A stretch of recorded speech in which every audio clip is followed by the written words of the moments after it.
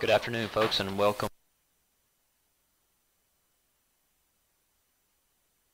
We're here for our final game of the 2018 season with the Pearl River Community College Wildcats,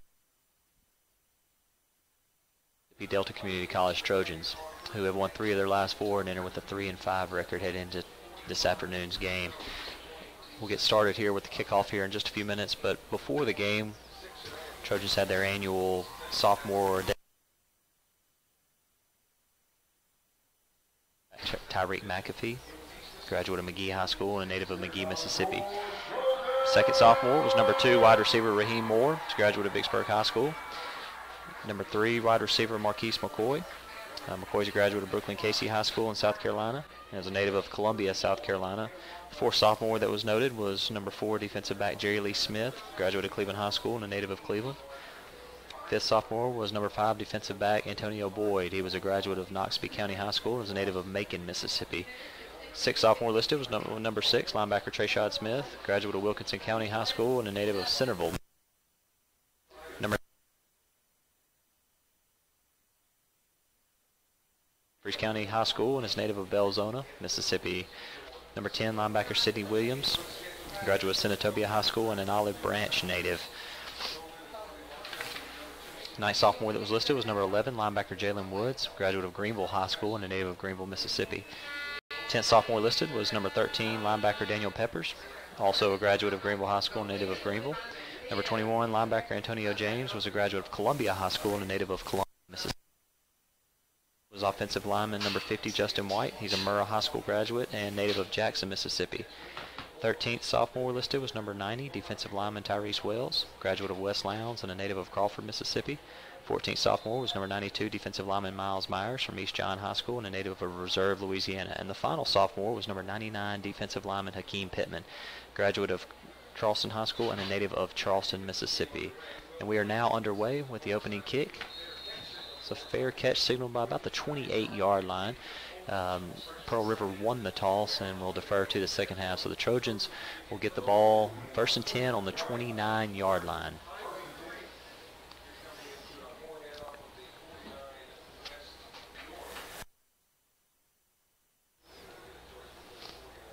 The QB will be number 1, Tyreek McAfee.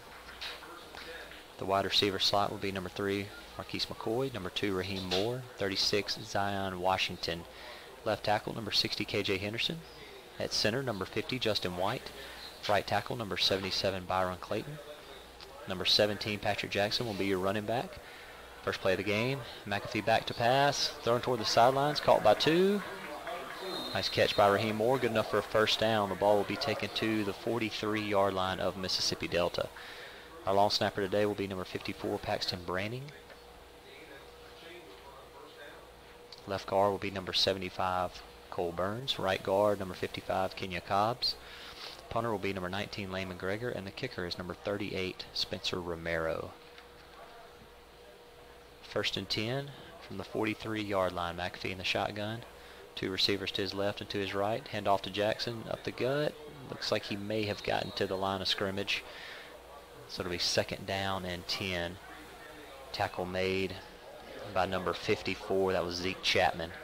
Starters for Pearl River Community College.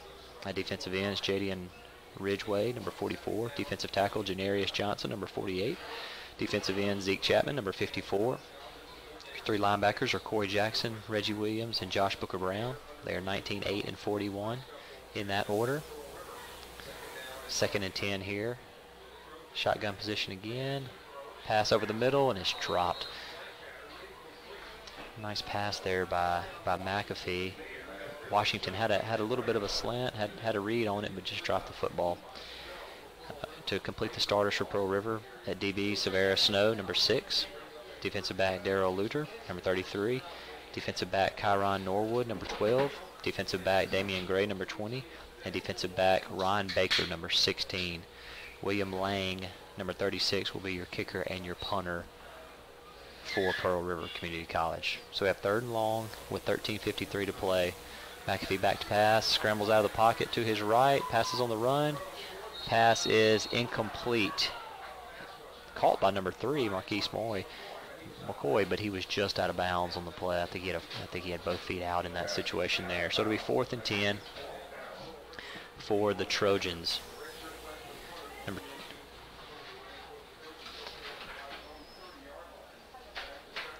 Number 29, Lane McGregor, in to punt, his first punt of the day.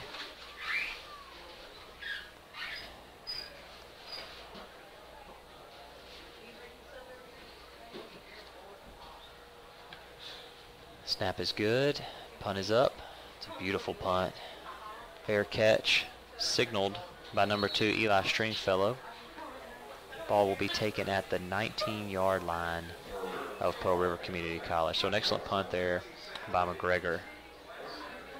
Wildcats will take over their first possession of today's game. It'll be 1st and 10 from the 19-yard line. Good McGregor punt, pin them back in their own territory at a pretty good clip there. So we'll see what the Trojans defense can do in this situation.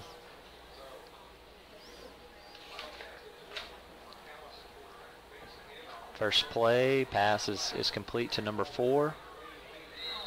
That was Dwayne Lee. He was brought down on that play there. That was number 11, Jalen Wood. So it'll be 2nd down and 3. Pearl River's trying to go with somewhat of a hurry-up offense here. They've got left, one receiver to the right, got a running back in the backfield.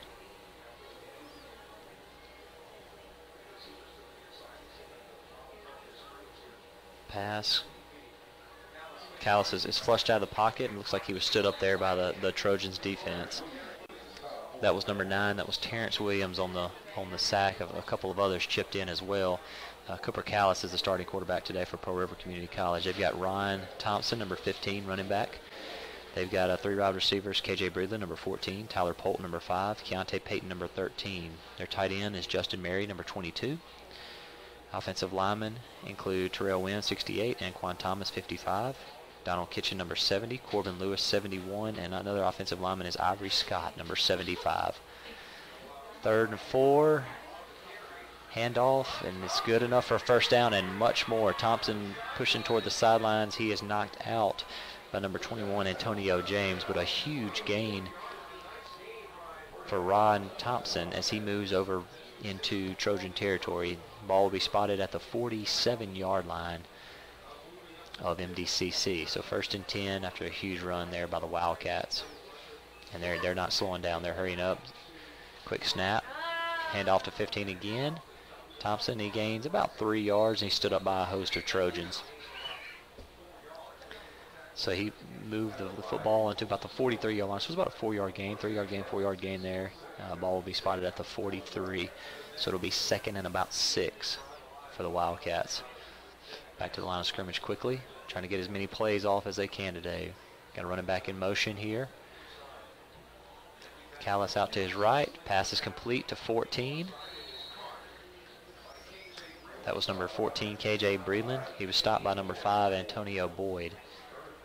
But it's just not quite a first down. They got about a yard to go, maybe a yard and a half to go. I think they'll call it 2. So we got 3rd and 2 from the 38-yard line. Shotgun again. Callis looks toward the sidelines for the signal. Washington moves in motion slightly, moves over to his right. Snap is good. Pass is back. Callis, ball is complete to 14. That was KJ Breedlin again. He's been an early favorite so far of Callis. He was pushed out of bounds by 21, James, from Delta, but it was good enough for a first down. So the ball is now spotted at the 34-yard line of MDCC. Snap. Callis drops back. Pump fake. Wide open. That was caught by number 5. That was Tyler Polk.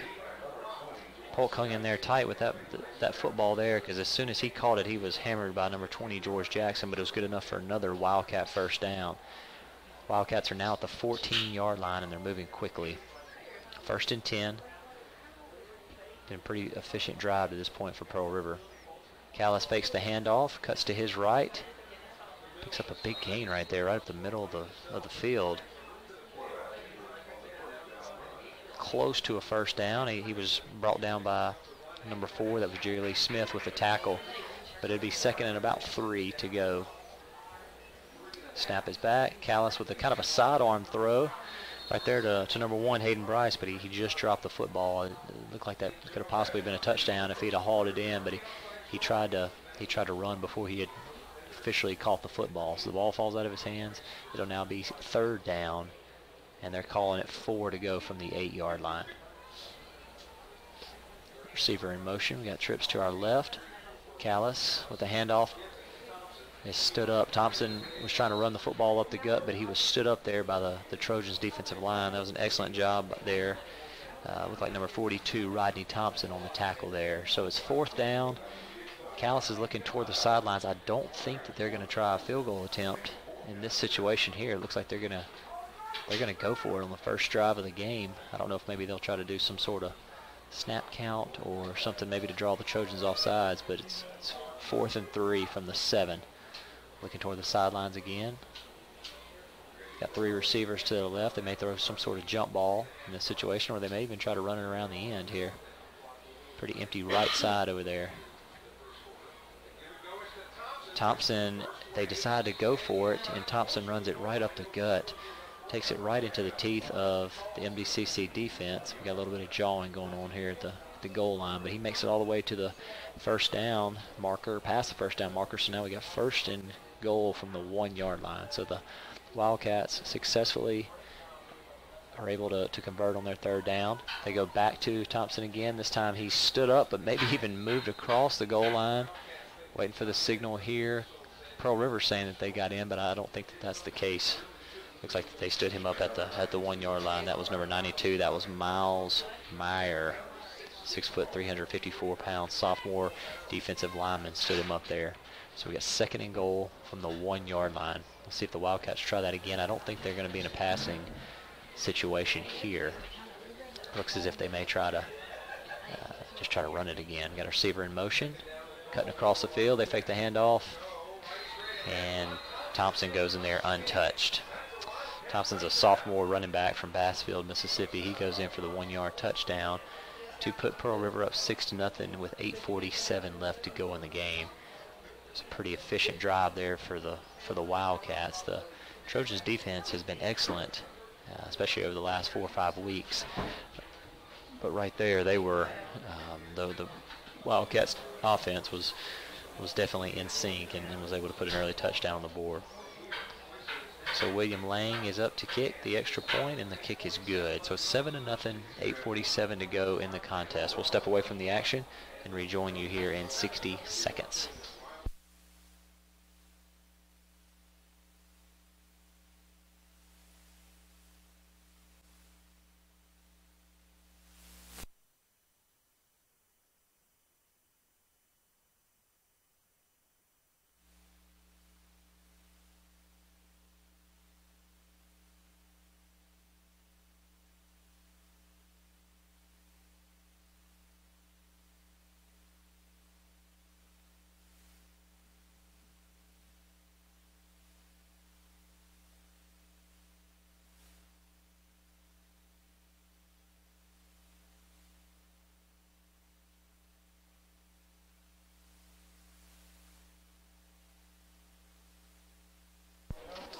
And we're back here at Jim Randall Stadium on the campus of Mississippi Delta Community College. The Trojans went 3 and out on their first possession, while the visiting Wildcats took it right down the field and were able to score a quick touchdown. So 7-0 with Pearl River leading here in the early going. Kick taken there by Raheem Moore. Ended up being a very good game there. Made it all the way to the 42-yard line. Took the kick around the 22-yard line. So it was about a 20-yard gain there, which will be able to set up the Trojans in pretty good territory here. So 42-yard line, their own 42-yard line here. 1st and 10, 8:39 to play here in the first quarter. Tyreek McAfee, sophomore quarterback from McGee, Mississippi, is back out, and he'll be at the helm once again. Has done a very good job this season for the Trojans. Has gotten better with each game. Got two running backs in the backfield, 2 receivers on the right, 1 receiver to the left. McAfee hands off to 17, Jackson. Tries to hand to the left side, and looks as if maybe there was a fumble on the play. Haven't gotten a ruling yet Pearl River thought that maybe they had it, but I think it was just I think the ball popped out momentarily, but the Trojans were able to recover. About a 2-yard gain. It'll be at the 44-yard line. So call it 2nd and 8. Just over 8 minutes to go here in the first quarter. Patrick Jackson, freshman running back, has had an excellent season, especially over the last 2 weeks.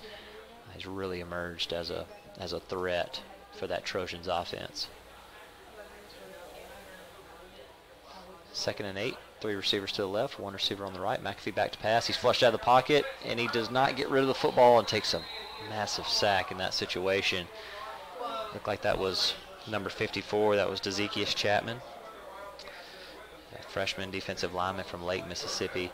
Huge loss for the Trojans. That brings them all the way back to the 29-yard line. Looked like it was a loss of about 13 yards. So Delta has got to get to the opposing 48-yard line to pick up a first down. So this is 3rd and forever here. Let's see what they do. I don't know if maybe they'll try to go for a pass here, or they may just try to play it conservatively here and see what they can get off of a run. McAfee is back to pass. He's going to step up in the pocket, flushed out of the pocket, doing some nice maneuvering, but he's only got about 4 yards on the play. He stood up. The Wildcats defensive line has given the Trojans offensive line some fits to this point. He was stood up there. That was number 45 for Pearl River. That was Rodante Womack, defensive lineman, freshman defensive lineman from Prentice. So Lane McGregor will be back to punt number 29 for MDCC. Be his 2nd punt in the early going with 6:40 to play here in the first quarter.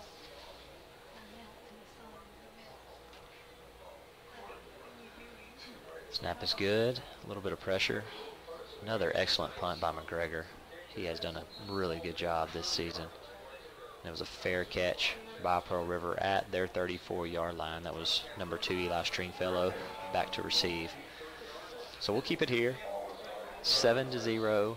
Pearl River's up here in the early going. 6:24 left to go in the first quarter. Pearl River offense looked really good on that first drive. Let's see if the Michael Turner and the Trojans defense are able to make some adjustments here in the early going to see what they're going with. They've got Cooper Callis back. They had a 2-quarterback system going, but it looks like they're going to go with Callis again. He hands off. Ryan Thompson, who scored the touchdown a second ago, moves toward the sidelines, tiptoes along the sidelines, and we have a flag on the play. It looked like it was back toward the backfield. I'm not sure if maybe it was a holding call there. Thompson reversed direction, so that may be what was called. Looked like maybe a late hit even out of bounds. I don't think that was the call. The flag had already been thrown, but there's 2 flags actually on the play. Waiting to see what the head referee says. I think they're discussing placement of the football at this point. Got holding on Pearl River as we thought it may be. Ball's going to be backed up. A 10-yard loss for Pearl River, but that'll be 1st and 20. So they'll repeat the down. 1st and 20 from the 20-yard line. Let's see if the Trojans defense can take advantage of that at this point. Need to get that offense a little momentum. It's been pretty futile so far for the Trojans offense. They haven't had a whole lot going. It looks as if the Pearl River defensive line has done a really good job of pushing our offensive linemen back. So maybe they can kind of catch their breath here on the sidelines and regroup. They need the defense to come up with a big stop here. 1st and 20, 20-yard line, 6:09 to play here in the first quarter.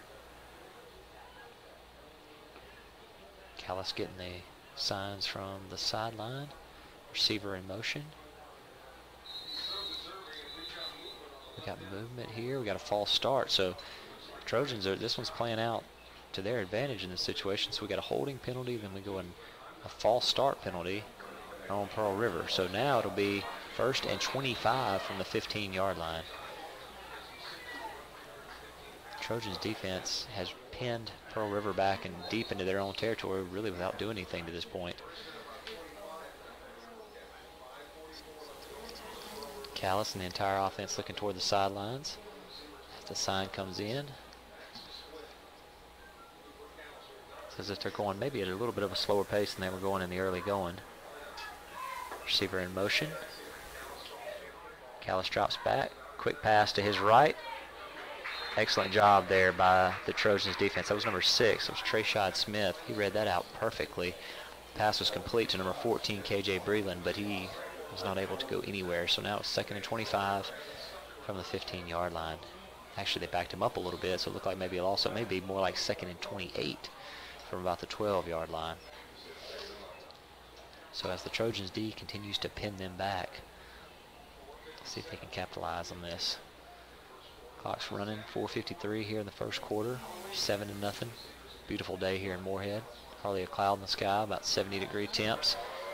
And on 2nd and 29, right over the middle of the field, number 14, KJ Breland catches it wide open, untouched all the way to the end zone. They're going to count the touchdown, but it's going to end up being a penalty that's going to be enforced on the kickoff.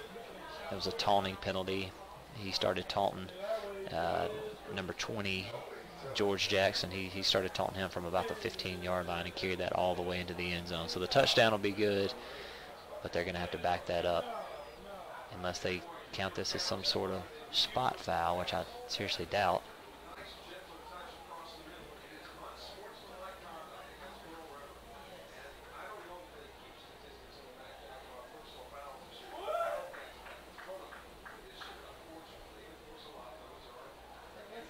And so there's a personal foul call,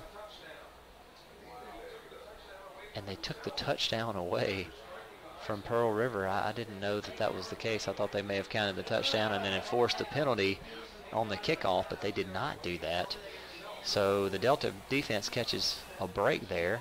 It'll still be first down, Pearl River, but it'll now be at the Delta 32-yard line instead of 6 points for PRCC. I don't know if I've ever seen that before, but apparently that's a new rule that they're just now enforcing, which I love. The fact that you can eliminate some of the taunting and some of the jabbering that goes on there. So 1st and 10, 32-yard line. Callis goes to hand it off, and he stood up in the backfield. Excellent read there by number 99. That's Akeem Pittman, sophomore defensive lineman from Charleston, Mississippi. The Pittman fan base is out in full force as usual here with the 99 shirts on all around, and they got fired up for that one right there. So it was a big loss. Now be 2nd and 14 from about the 36-yard line, the MDCC 36-yard line. Callis back in the shotgun, 2 receivers to his right. Thompson will be in his left, 1 receiver in motion. So now we have 2 receivers on the left. Looks like maybe an offside, but they didn't call it. Thompson tries to run it up the gut, and he has stood up, and that's that guy again. That's number 99, Hakeem Pittman, with an excellent tackle. Pittman comes in at 6 foot 296, and he is using every bit of that 296 right now to push the pile. No gain on the play, so we got 3rd and 13 from the 35-yard line of MDCC. See if we can get a big stop here. Callis fakes the snap, looks toward the sidelines. Play call comes in. 3 receivers to his right. 1 receiver to the left. He's going to drop back. He's flushed out of the pocket. Sets his feet, has plenty of time to throw. Throws a beautiful pass to the end zone, and the pass is caught. Caught by number 15, Ryan Thompson. Correction, that was number 5. That was Tyler Polk, sophomore wide receiver from Ocean Springs. So after scoring a big touchdown on 2nd down that was called back due to a taunting penalty,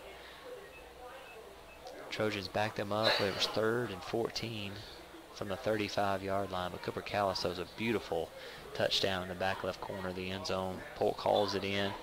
And now the Wildcats are up 13-0 with 2:54 here in the opening quarter. William Lane in to kick. The kick is up, and it's beautiful, and it's good. It's 14-0 after the extra point there from Lang. So 14-0, 2:54 here in the first quarter. We'll step away from the action and rejoin you here shortly.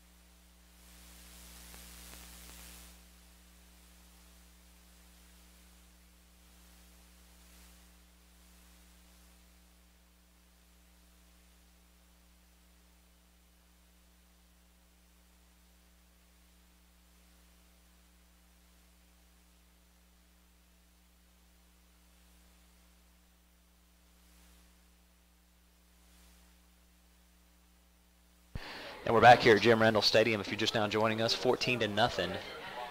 Visiting Wildcats of Pearl River are up with 2:54 here in the first quarter. Kickoff by Lang. Excellent moves. Very good job there by number 12, Dejan Polk. He took it over his shoulder at about the 18-yard line and moved it all the way to around the 45-yard line in his own territory. There's a flag on the play. Don't know if maybe it was a holding or blocking the back. We'll see what they say here. The Pearl River offense, it is. It's holding on MDCC, so it'll back the Trojans up here for their first play on this drive. They'll back it all the way up to around the 32-yard line. 33-yard line, correction. So if you're just joining us, Pearl River has scored on their first two possessions and has looked very efficient in doing so. Beautiful touchdown pass by Cooper Callis on the last possession when it was on third down. Threw it in the back left corner of the end zone, and a great catch there by number 5, Tyler Polk. Handoff. First play from scrimmage here by Jackson. He moved around 4 yards. He was brought down there by 48, Janarius Johnson, so it'll bring us second down and about 5 or 6 yards. Delta's got to get to the 44-yard line to be able to pick up the first down. So they'll call it 2nd and 7. Patrick Jackson, as noted, has done a really good job for the Trojans here as he is growing up before our very eyes here as a freshman. McAfee under center, actually in the shotgun position. We got some movement up front. A couple of dejected Trojans there, so we'll see if maybe, I'm thinking it's probably a false start.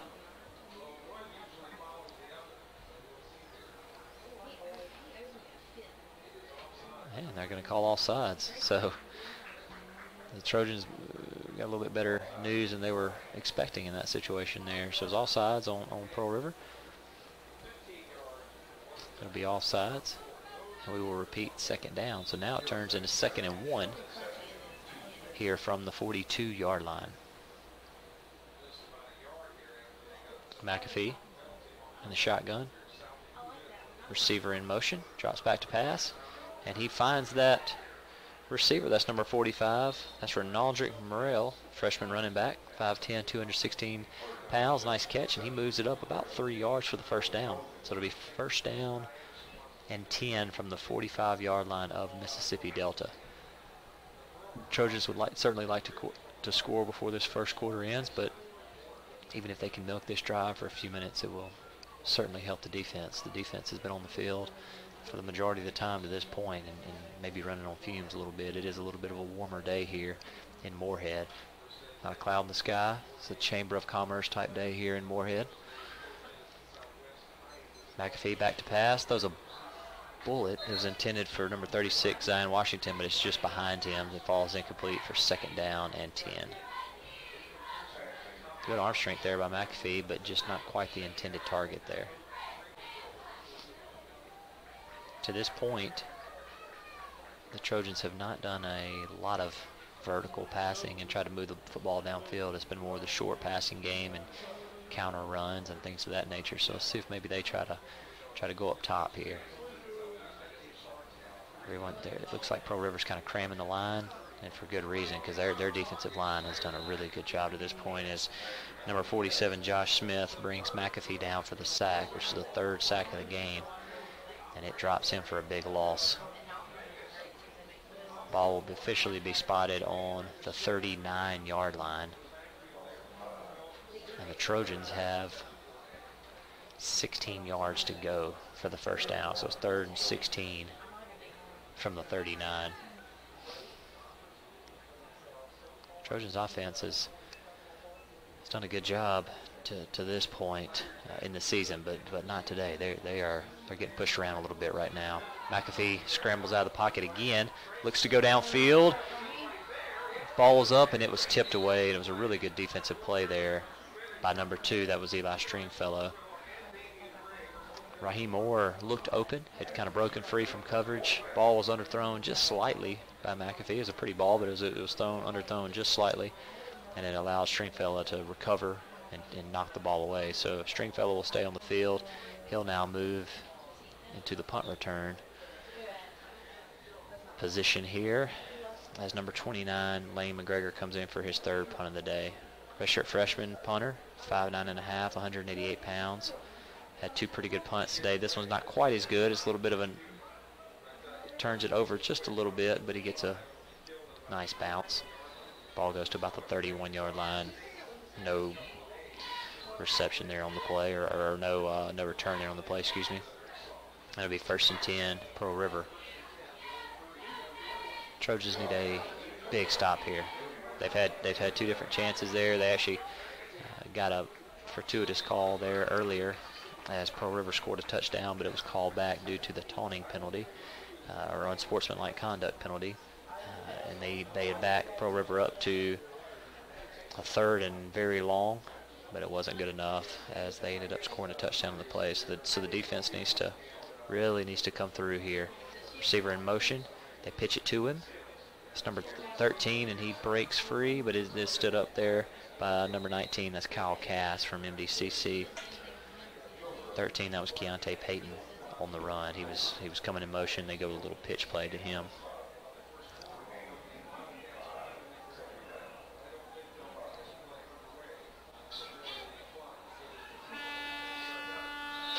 The horn goes off, and that's the end of the first quarter. So it's 14-0.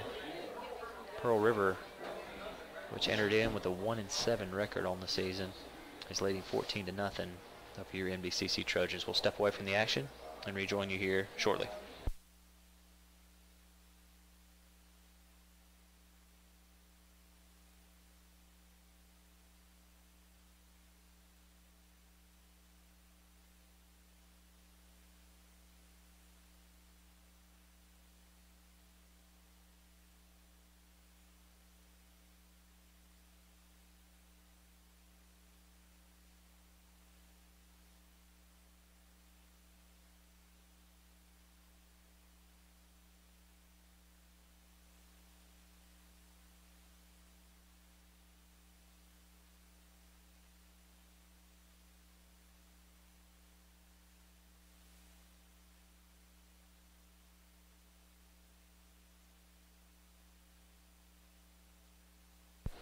And we're back here at Jim Randall Stadium. Thank you for joining us here on the MDCC Sports Network. Start of the second quarter, 15 minutes to play here before halftime. Pearl River's up 14-0 here in the early going. Callis in the shotgun, fakes the handoff, simple pitch to his right. Excellent footwork there by Polk, and he scampers over well into Trojan territory for the first down, brought down there by number 21. That was Antonio James, sophomore linebacker, on the tackle. But Polk moves it over into the 47-yard line of MDCC. Good enough for the first down. Faked the handoff there by Callis. He stood up. He's trying to move to his left, back to the middle of the field.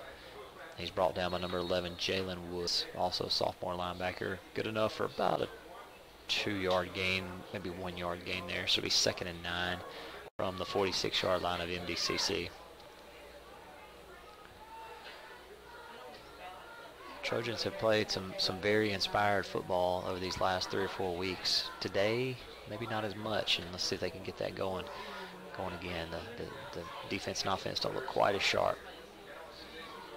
Callis moves to his right, throws toward the sidelines, passes incomplete, didn't get a whole lot on that throw. Really good coverage there by number 4, Jerry Lee Smith. Pass was intended for number 18, Donovan Hickman, and it was incomplete. So 3rd and 9 for PRCC. Trojans defense needs a big stop. I know I've said that before to this point, but they certainly need a big stop here. Try to get a little bit of momentum back for their offense. See if maybe the offense can go down and get a field goal, or obviously a touchdown would be nice to be able to cut that lead in half. Because to this point, the offense has been held scoreless. So 14-0, 3rd down. Callis drops back.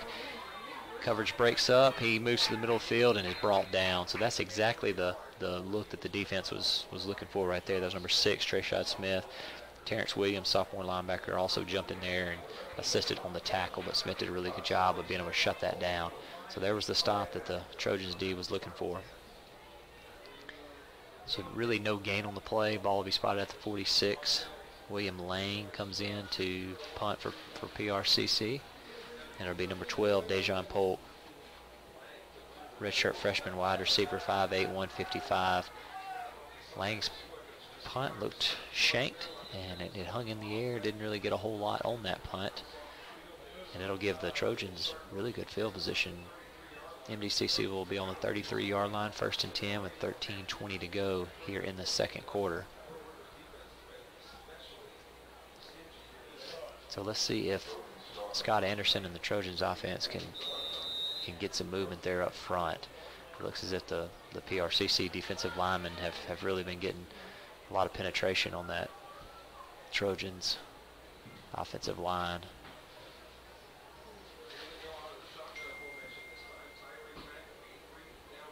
Receiver in motion. McAfee drops back.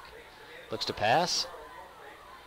Good arm string, but he throws it out of bounds. The pass is intended for number 3, Marquise McCoy's. Pretty good coverage there by number 6, Severus Snow, and 16, Ron Baker, kind of teamed up. Forced McCoy out of bounds. I don't think he would have been able to catch the ball. Even if so, it looked as if that throw was going to be out of bounds. So 2nd and 10 from the 34-yard line. Trojans looking for momentum of any sort here. The defense was able to come through with a nice stop there a second ago. Let's see if the offense can capitalize on that. Handoff to 17 Jackson. Move to the right side and maybe got a yard on the play, but a nice tackle there by number 20, Damian Gray from Clarksdale, Mississippi. So 36-yard line. They'll give them about a yard on the play. So it'll be 3rd and 9 from the 36, maybe even 3rd and 8. Delta's got to get to the 44-yard line of Pearl River. McAfee back. Looks to his left. Throws over the middle. Excellent catch there by Dejan Polk, number 12. Good enough for a 1st down and more. Tackle made by 20, Damian Gray. Polk did a really good job of hanging in there. He knew he was going to take a hit. He moved right over the middle of the field, but caught that ball and was able to brace for contact and got the 1st down. So Delta moves all the way over into Pearl River territory at the 39-yard line. It's 1st and 10, Trojans. That's exactly the momentum that MDCC has been looking for to this point. So we got 2 receivers to the left, 2 to the right. 17, Patrick Jackson in the backfield. Polk goes in motion. Snap is up. Jackson takes the handoff, moves to his left, moves back to the right.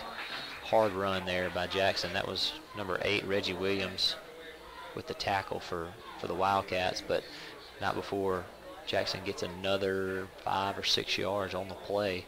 Moves all the way to the 33-yard line. Actually, they gave him 6 on the play, so it'll be 2nd and 4 from the 33. Good drive brewing to this point for the Trojans. See if they can move it into the end zone and cut that Pearl River lead in half. Plenty of game left. McAfee back to his left, drops back, cuts through the middle of the field. Looks as if he's taking it to the end zone.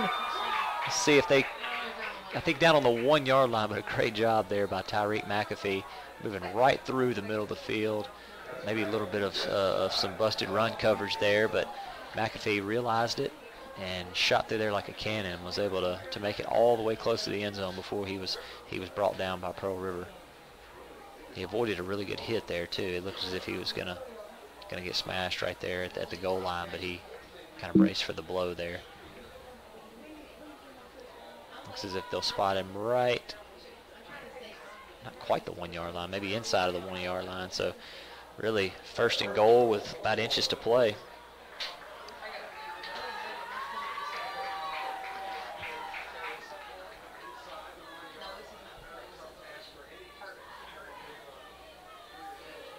See if the Trojans can push for that inch here inside the 1-yard line. Jackson in the backfield. Looks like they may go with some sort of wildcat here. He takes the snap, fumbles it, and has to fall on the football. I think it was the right play call, but I don't think that it obviously was not executed as planned. Bad snap, or maybe he tried to run without having full grasp of the football, but whatever it was, now the Trojans are back on the 7-yard line. Second and goal from the 7. See what they go with here. McAfee back in the game. I think maybe he was in the game a second ago, but maybe switched over to one of the receiver slots to open it up for Jackson. Jackson takes the handoff, moves, fumbles. Does he fall back on it? And it looks as if Pearl River recovers in the end zone. Jackson fought through, worked extremely hard to be able to get through the line there. Crossed the goal line with the football, but as he was crossing the goal line, the ball comes out. He recovers, pops out of his hand again. Pearl River recovers in the end zone. So it'll be Pearl River football from the 20-yard line, 1st and 10, PRCC. Jackson could not have fought any harder to try to get that ball across the goal line, but he just, for the second straight play, was unable to hold on to the football. So now Pearl River takes over the 20-yard line, 1st and 10. New quarterback in. That was number 7, Tavis Williams. He immediately comes in and throws the ball toward the right side of the field, caught by number 14, KJ Breland. About a 5-yard gain, maybe 6-yard gain. Ball will be taken at the 26-yard line, 2nd and 4.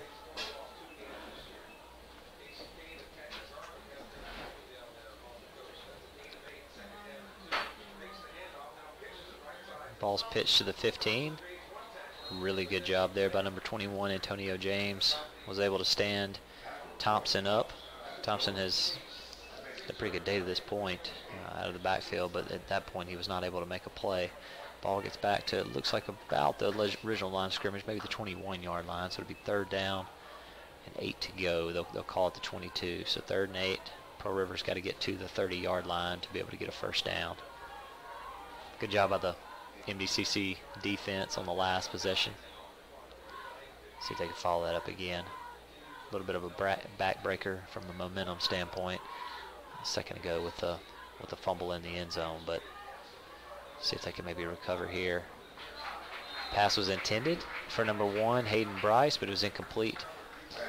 Good coverage there by 6, Trayshon Smith. He was able to break the pass up. Actually, they went with number 5 there. It was number 5, Antonio Boyd, sophomore defensive back, 5'11", 205. Did a really good job in coverage there. So a 3 and out for the Trojans D.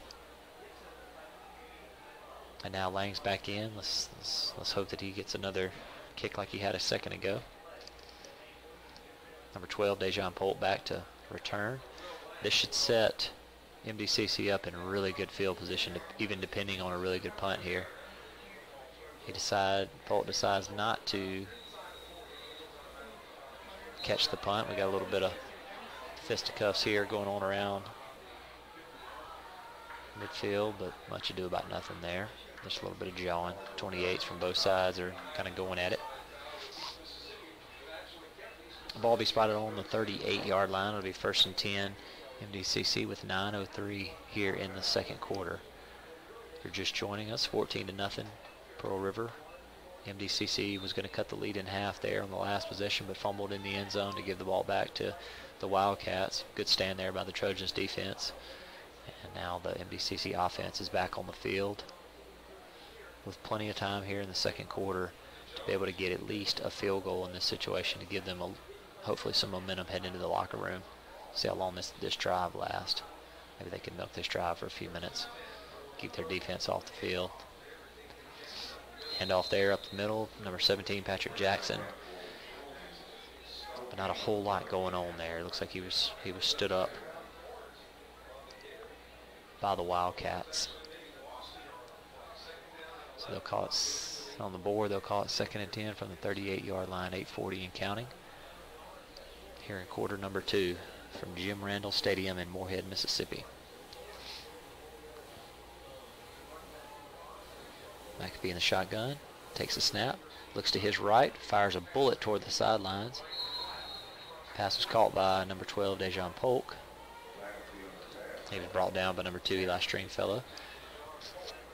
Gave him about 3 on the play.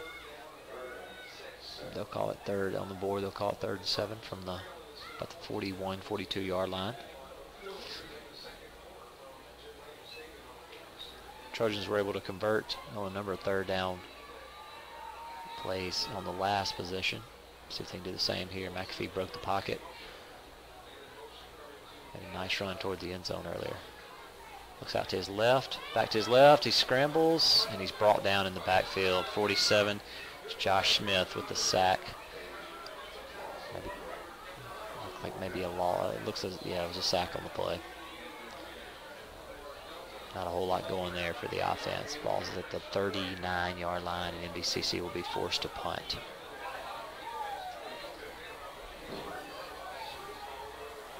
So 29, Lane McGregor has been busy to this point.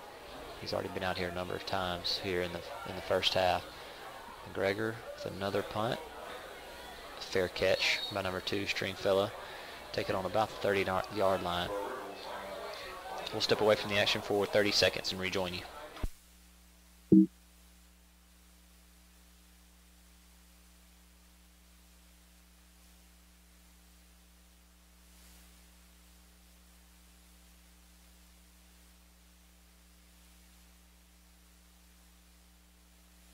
After a quick break, we're back here in the action, 14-0. PRCC is leading. Callis is back in the game. They've gone with a 2-quarterback system at this point. Cooper Callis, freshman quarterback from Jackson, Missouri, takes the ball up under center for the first time today, pitches it to the backfield. Ball is out. Ball is recovered. MDCC on the recovery, moves to the right side of the field. Great job there by the Trojans defense. That was number 23. That was Jaquanzi Johnson, freshman defensive back, 5'8", 160. On the first play back after the 3 and out by the Trojans offense. Didn't get a whole lot going. The defense is, as they've done all season, continues to step forward and give the offense a chance. Johnson took the ball on around looked like about the 44-yard line and brought it all the way to the 15-yard line. So an excellent fumble recovery there by the Trojans. And let's see if they can capitalize on this. In great territory, 15-yard line of PRCC, 1st and 10, 7 minutes exactly here to play in the second quarter. McAfee out, 2 receivers to his left. Hands it up the middle, and MDCC gives it right back to Pearl River on the first play there. That was number 34. That was Deron Thorns on his first carry, or maybe even his second carry of the game. Immediately gives it right back to Pearl River. So a lot of turnovers to this point. And PRCC will take over on the 16-yard line. Their own 16-yard line. 1st and 10, 6:55. So that play lasted all of 5 seconds. And now the balls are right back there in Pearl River's hands. Let's hope that the Trojans defense does not get too gassed at this point, because they have been out on the field a lot here in the first half. Callis in the shotgun, 2 receivers to his right, 1 receiver to the left. He drops back, looks to his right, moves out of the pocket, has plenty of time. Lost a beautiful pass toward the sidelines. Should be no good. He looked out on the play. Let's see, they're conversing here. It looks as if he was out. Coach Tatum definitely thinks that he was out. He had 1 foot on the sidelines, and they make the right call. They say no catch, which was definitely the right call in that situation. But now a flag is thrown on the play. I don't know who they called that on. Looks as if it was an unsportsmanlike conduct, but I'm not sure who it was on. Right there on the MDCC sidelines.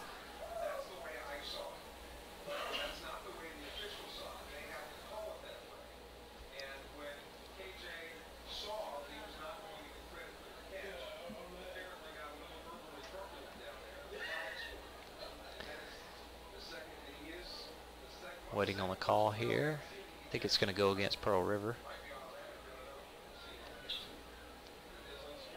Unsportsmanlike conduct on Pearl River. I think that was KJ Breland. That was number 14. Has been ejected from the football game because he's the one that had the unsportsmanlike conduct on the touchdown that was called back in the first quarter.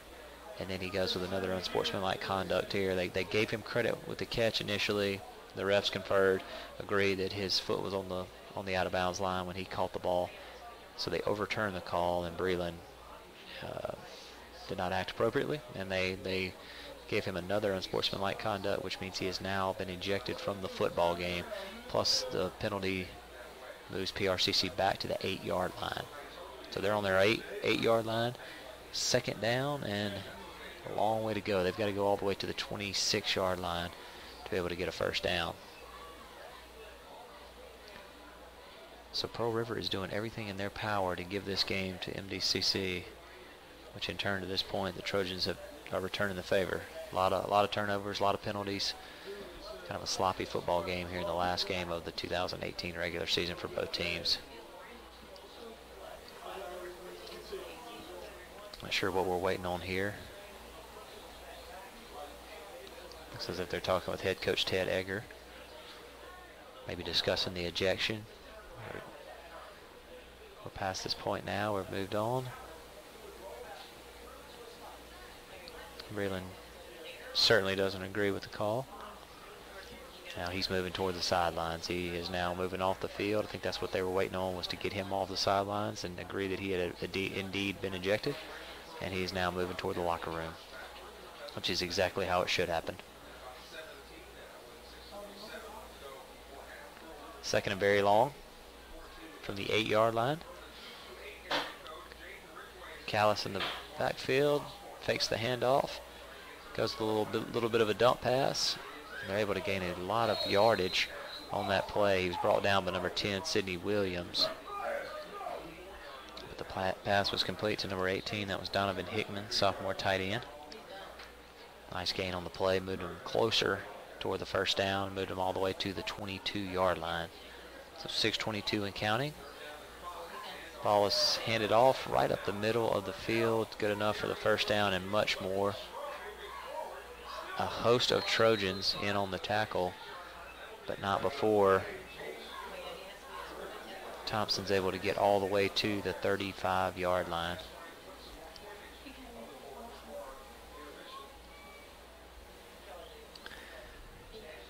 Correction, that was number 30. That was Jesse Purnell, sophomore running back from Poplarville. Moved it all the way to the 35-yard line. First and 10, PRCC. High snap, Callis is able to corral it. And they go back to Thompson this time, and he's backfield. That's number 9, Terrence Williams, sophomore linebacker with the tackle. Williams is a Delta native, graduate of Humphreys County High School. He's from Belzona, just down the road from Moorhead. 35-yard line still. He was stood up at the line of scrimmage, no progress. Be second and 10 from the 35. Callis drops back. Small dump pass out of the backfield. It was intended for number 11, TJ Wash, but he was trying to catch the football and move before he'd actually had control of it. He drops the football, so it'll be 3rd and 10.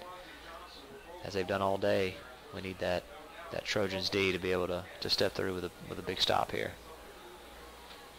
3rd and 10, 35-yard line. Callis looking toward the sidelines for the call. 5:25 remaining here in the second quarter. Trojans D can come up with a big stop here and then possibly get a field goal or a touchdown. They'll have a lot of momentum heading into the second half. Callis looks to his left, nothing there. Flushed out of the pocket, looks to his right. Throws, almost made an interception there by, that was 28. That was Colton Mallard Wilson, excuse me. Almost made the interception toward the sidelines. I don't know if it's very close there from being a roughing the passer. As soon as he threw the football, he was leveled in the backfield, Callis was.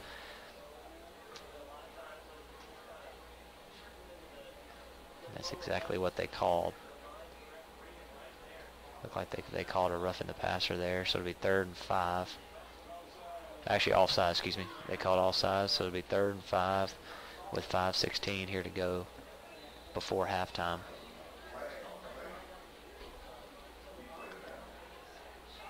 Trojans offense and defense has shot themselves in the foot to this point. Let's see if they can get a big stop here. 3rd and 5 from the 40-yard line. Callis drops back. Quick pass over the middle. Pass is caught. That was number 5, Tyler Polk. Nice sliding catch there. Gets it to the 46-yard line. Just good enough for the first down. So now it's 1st and 10 with 5:12 to go. That's 5:12 and counting. We're now down at 5:05. Callis with Thompson in the backfield. 1 receiver to his left, 3 to his right. Fakes the handoff, flush to his left. Passes back over the field. He did a good job there. That was number 9, Terrence Williams, providing some heat there, along with number 19, Kyle Cass. Incomplete pass. He tried to throw it toward the backfield. Looked like he was intended for number 1, Hayden Bryce there, but the pass goes incomplete. So it'll be 2nd and 10 from the 46-yard line of PRCC. Callis gets the signal in.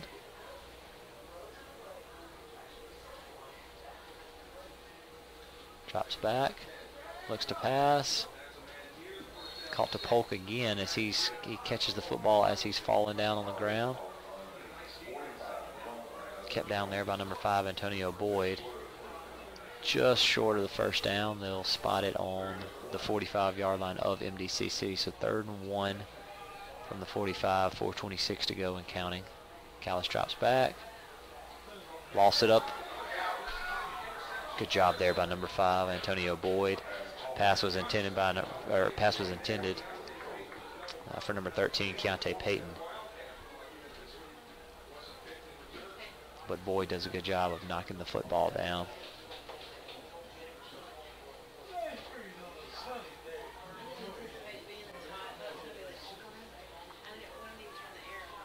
Fourth and 1, just inside Trojan territory, but the Wildcats are going to go for it here. They're going to go for it under center. We know a quarterback sneak is coming, and they did exactly what they wanted to do. They went with a hard count. Maybe number 11, Jalen Woods, jumps off sides, and that's exactly what they wanted. They'll now move into 1st and 10 territory. So it's 1st and 10 from the 40-yard line.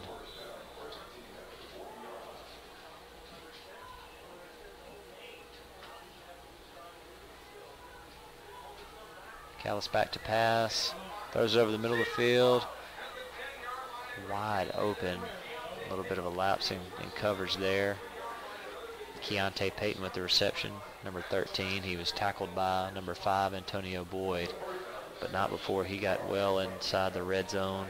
So it'll be 1st and goal from, I think, the 7-yard line. Got a flag on the play. Penalty well in the backfield here.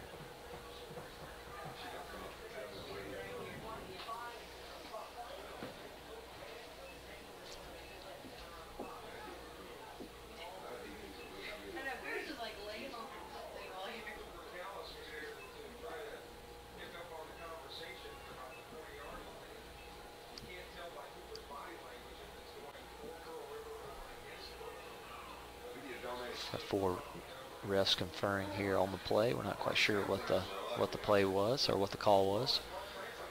Just know that the flag was there in the backfield.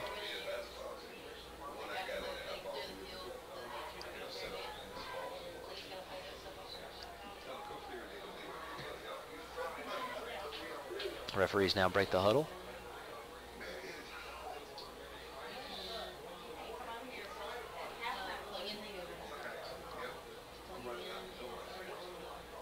Sportsmanlike conduct. Home Pearl River, which is actually their 3rd unsportsmanlike conduct.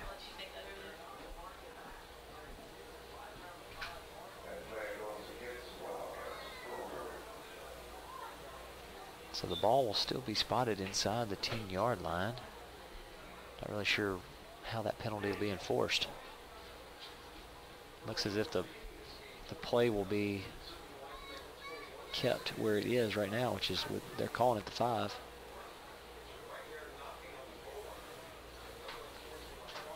And now they're going to back it up.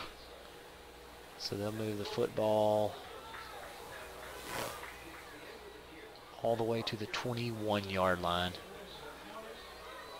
Still be 1st and 10, just outside the red zone. Trojans D is out here trying to fire up the fans a little bit, get them going, get a little bit of crowd support behind them. That's what they need at this point with 4:03 to go here just before halftime. Now we have a timeout called by Pearl River. We'll step away from the action and rejoin you here just shortly.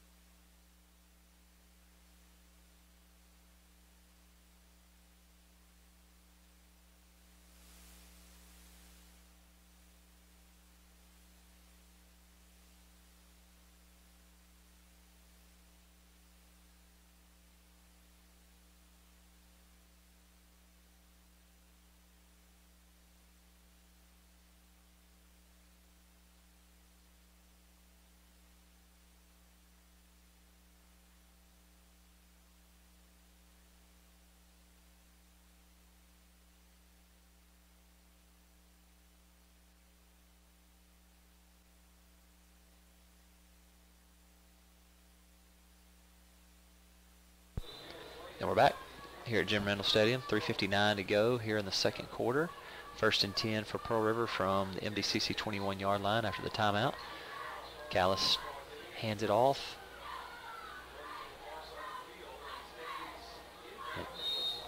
He hands it off to 15, Ron Thompson, who looks as if he maybe pushed out of bounds, but is able to get a little bit of a push moving forward. Got about 6 on the play, 7 on the play even. Moved all the way to around the 11-yard line. So it'll be 2nd and they'll call it 1. Thompson again, 1st down and more. Moves toward the left. Brought down by number 5, Antonio Boyd. But good enough for the 1st down. So now it's 1st and goal. With the abundance of sunshine that's here today, it's a little bit hard to see exactly where he is spotted. I think they'll call it around the 3 or 4 yard line. So 1st and goal for PRCC. Gallus looking toward the sidelines, getting the signal. 2 receivers to his left, 1 to his right. Thompson will be in the backfield.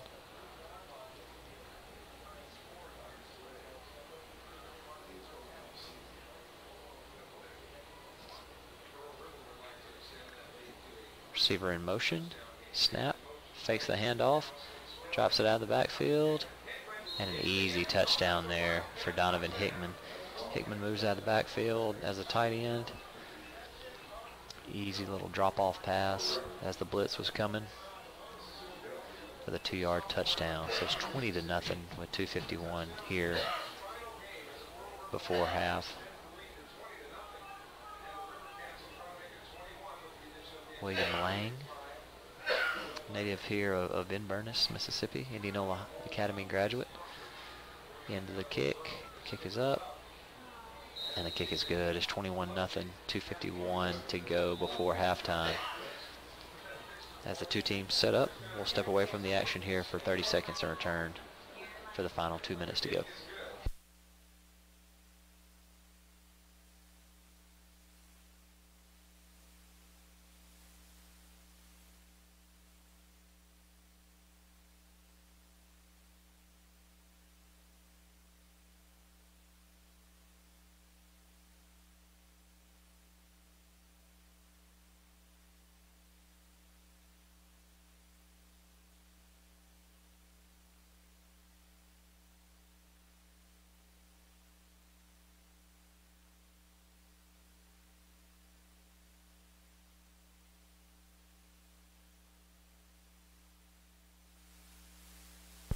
Welcome back, ladies and gentlemen, here on the MDCC Sports Network.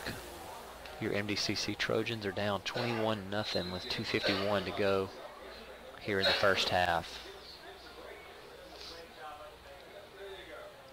Dejon Polt, number 12, and Trayshawn Smith back to return the kicks. Lang with the kick, taken by Polk at about the 14-yard line. He's got a lot of room to work with. Moves to the middle of the field.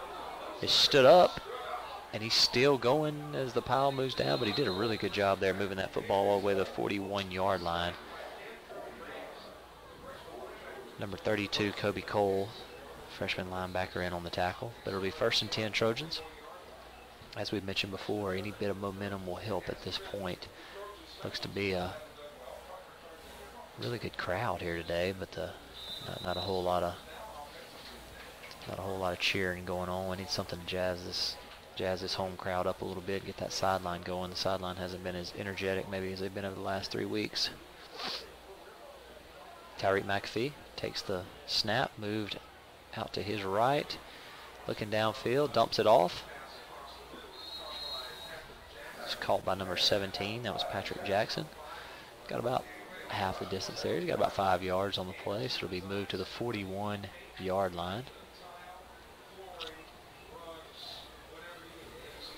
He was brought down by 12, Kyron Norwood, sophomore defensive back from Hattiesburg. So the ball will be on the 46-yard line. McAfee in the shotgun. Jackson joins him.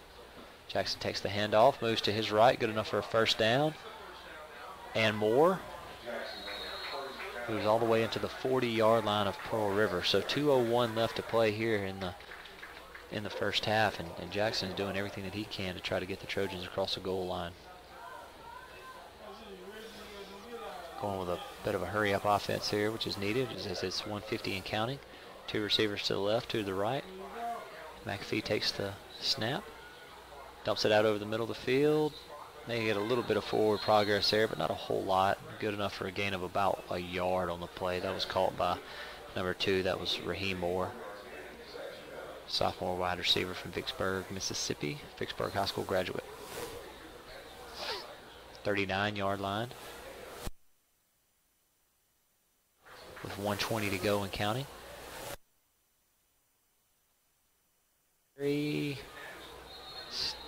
Stood up just outside the line of scrimmage. Tackle made there by number 8, Reggie Williams. And head coach Jeff Tatum will call a timeout. So 1:09 to play, 3rd and 8. We'll step away from the action momentarily and rejoin you here for the last minute of action here in the first half.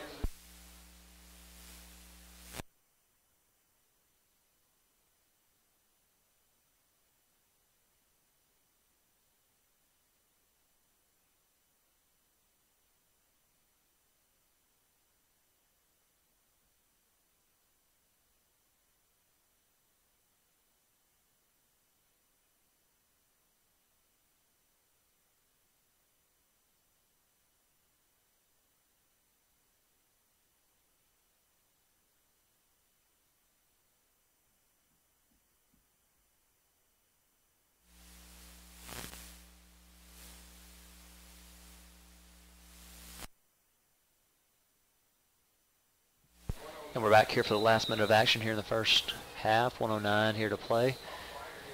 Delta is 3rd and 8.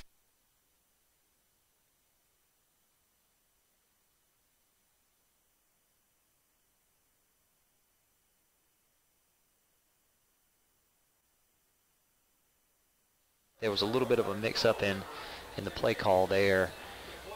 McCoy broke to his left. McAfee delivered the football to his right. Kind of left him in no man's land there, and Snow was able to come away with the easy interception. Didn't get much on the return.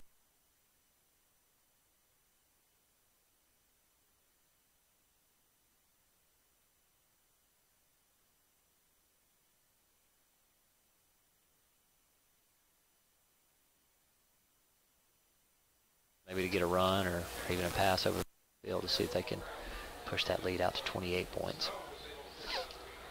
Callis in the shotgun. Thompson moves to his left, passes behind him, nice catch. Moves it up, makes about 7 yards on the play before he's forced out of bounds.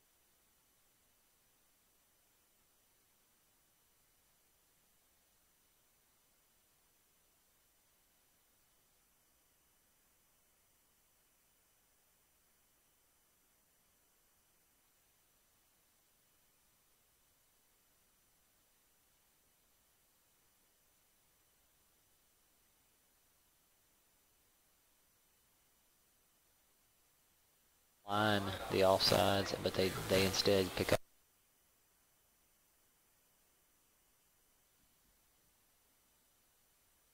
Moved all the way to the 39-yard line.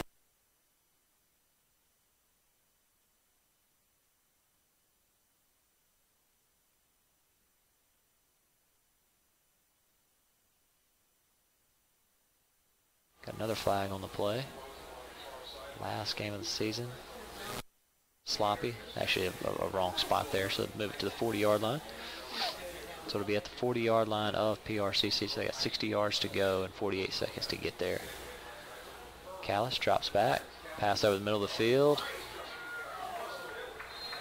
That pass is caught by number 22, tight end Justin Mary. He stopped there by 6, Trayshawn Smith.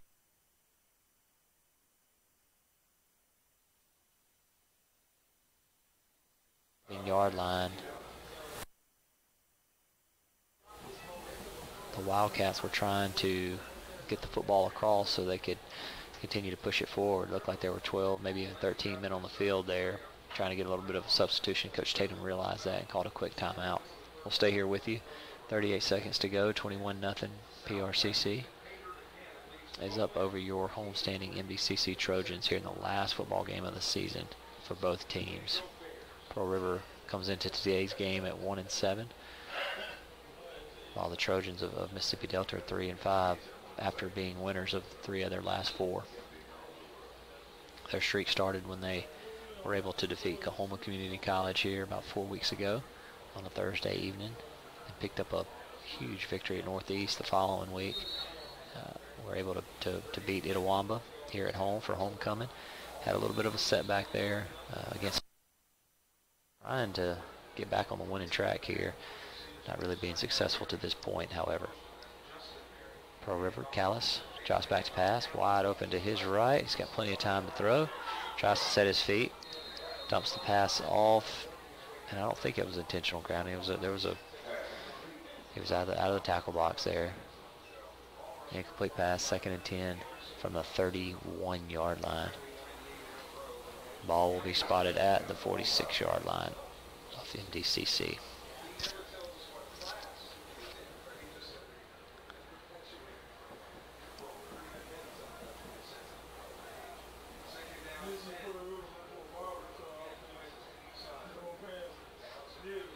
Two receivers to the left and right. Callis with a quick pass. Caught by 13. That's Keontae Payton. He moved toward the sidelines, gets out of bounds, stops the clock. It'll be 3rd down, but it'll be 26 seconds to go. Look, with the clock being stopped, they still got opportunities to be able to try to score. It'll be about, looks like it'll be about 3rd and 4.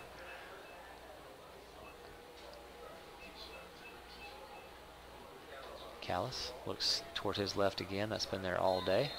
Pass is hauled in, but he didn't quite get out of bounds. Polk with the catch. He didn't get out of bounds, so the clock's still going, but PRCC elects to take a quick timeout. So 19 seconds to go. It'll be 4th down. We'll see what the Wildcats do. They're a little bit out of field goal range, definitely out of field goal range. A little too short to be able to punt. So we don't know if they'll try to go for it here.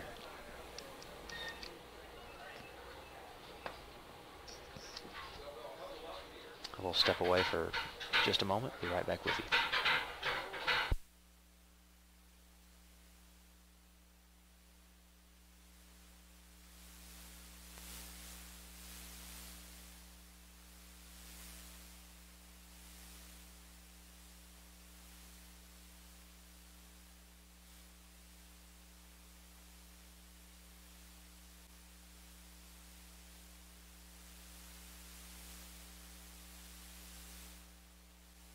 And we're back. 19 seconds to play. 21-0 lead for Pearl River.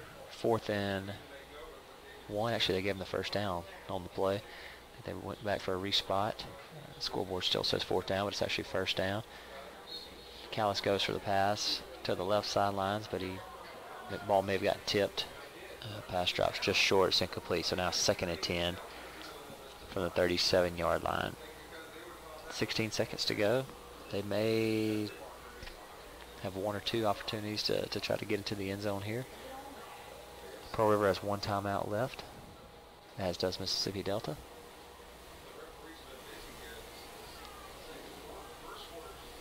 Everyone on the field's moving. Let's see what the call was.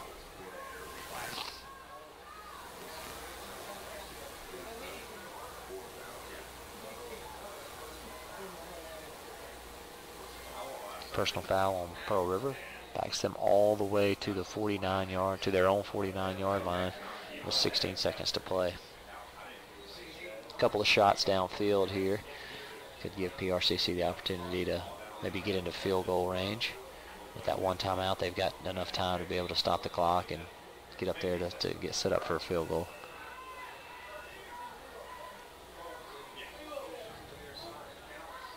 Callis with the pass, intended for 13 Peyton. Pass is incomplete, dropped. So now it'll be 2nd down and eternity from the 48-yard line with 13 seconds to play. A little bit confusing here for Pearl River with them electing to pass the ball. They're really not trying to force the ball downfield. I think they're playing this kind of conservatively. They hand it off to Thompson. He stood up at the line of scrimmage. 6 seconds and counting. We're gonna shut it down there at 21-0. Pearl River is ahead 21-0 just before, or just as we enter into halftime. Let's see what the call is on the field. Most folks from Mississippi Delta thought that the first half was over. And Mississippi Delta elected to call a timeout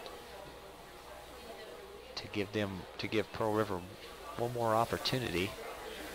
I think Pearl River was trying to hear what they were doing, but Delta nonetheless decides to call a timeout. So the ball will be at midfield with 3 seconds back on the clock. So Pearl River's got a chance at possibly a Hail Mary or maybe even some sort of run to set them up another score here right before the half.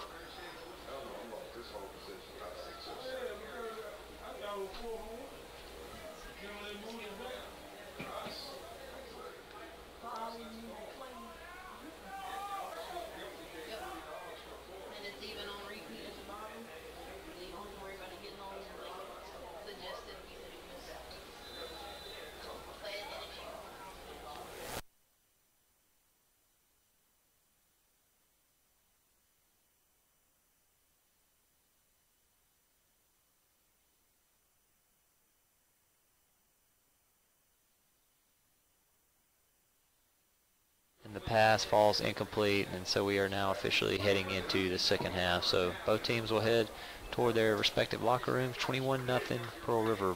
Please join us for second half action here.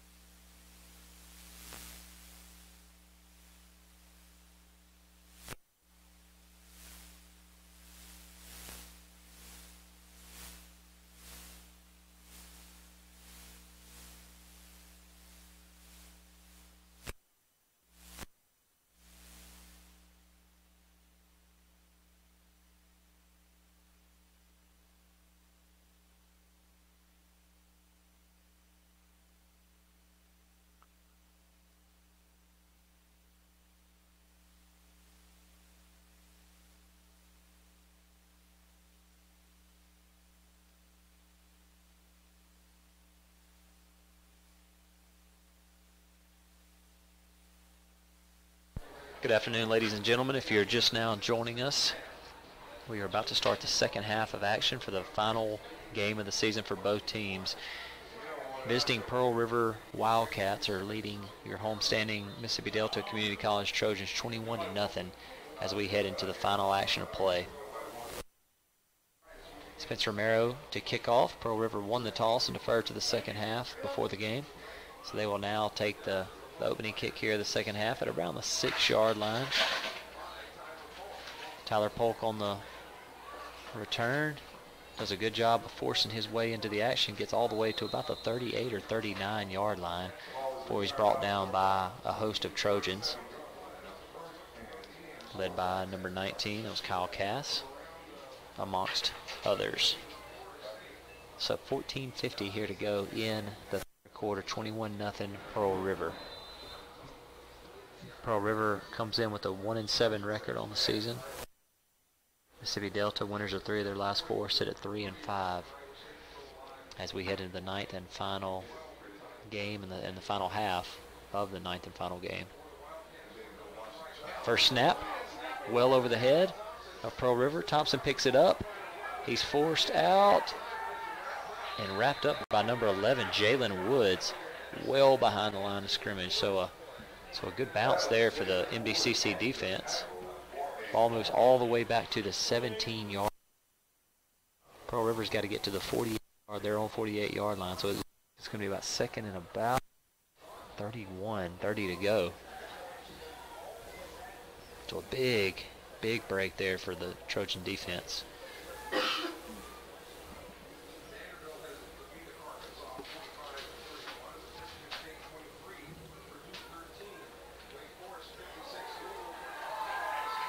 Sack on the play. That was number 90, Tyrese Wells.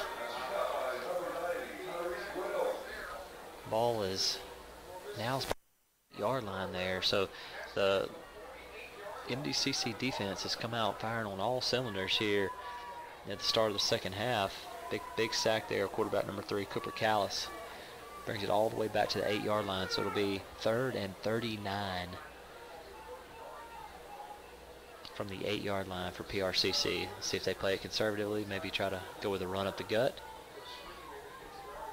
Drop back, pass, almost picked off. Ball is caught there by number 1, that's Hayden Bryce. But he only got a couple yards in the play. Ball will be at the 13-yard line, so a big stand there by the Trojan defense, a much needed stand. Give a little bit of momentum here. Second half underway.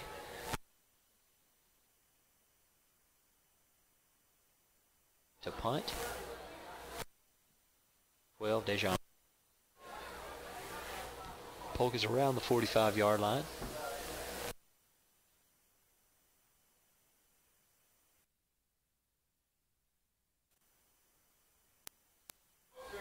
He did not go with a fair catch.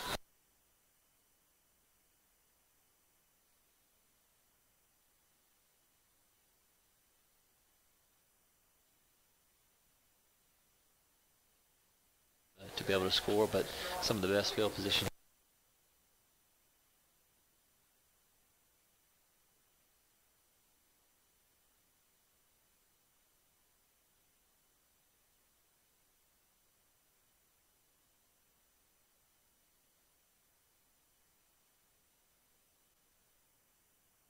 Well, 43. 1st and 10. Ball on the 46-yard line. 12:43 here in the third.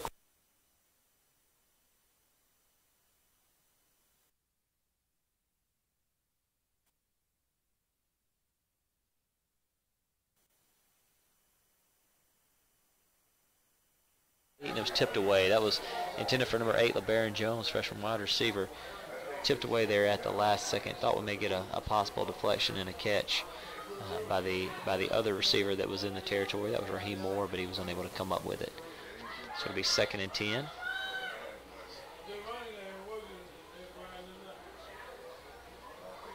Sounds as if some of the natives are getting a little restless out in the.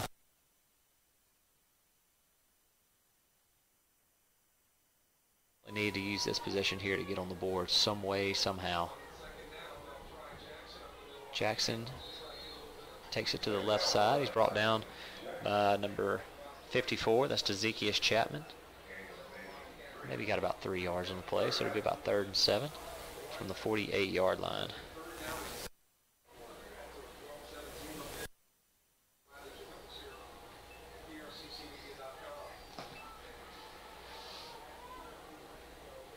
Trojans break the huddle. McAfee in the shotgun. Receiver Diz left. Got 3 receivers to his right. Certainly need to be able to force this ball downfield. McAfee drops back to pass, and he is sacked in the backfield. That's a dual sack there by number 40, Peyton Graham, and number 12, Kyron Norwood.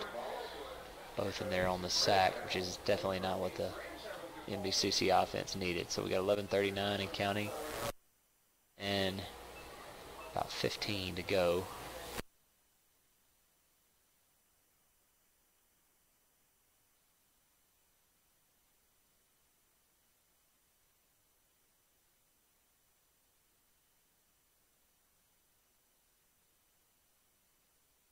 Good. Punt is on its way. A little bit of a side to side, but maybe get a little bit of a bounce, a huge bounce there from McGregor. Pins the Wildcats deep in their own territory. So another good punt there by McGregor. It looks as if he's done a pretty good job of winning the field position battle, but to this point have had 0 points to be able to show that. So the ball will be on the 15-yard line. 1st and 10, PRCC. 11:06 to go in the 3rd quarter.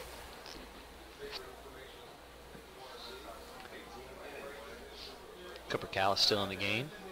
They go with a split quarterback system. Tavis Williams looks maybe to have a little bit more arm strength, so they brought him in on obvious passing situations. Callis has done a good job there. Thompson goes for a run right up the middle.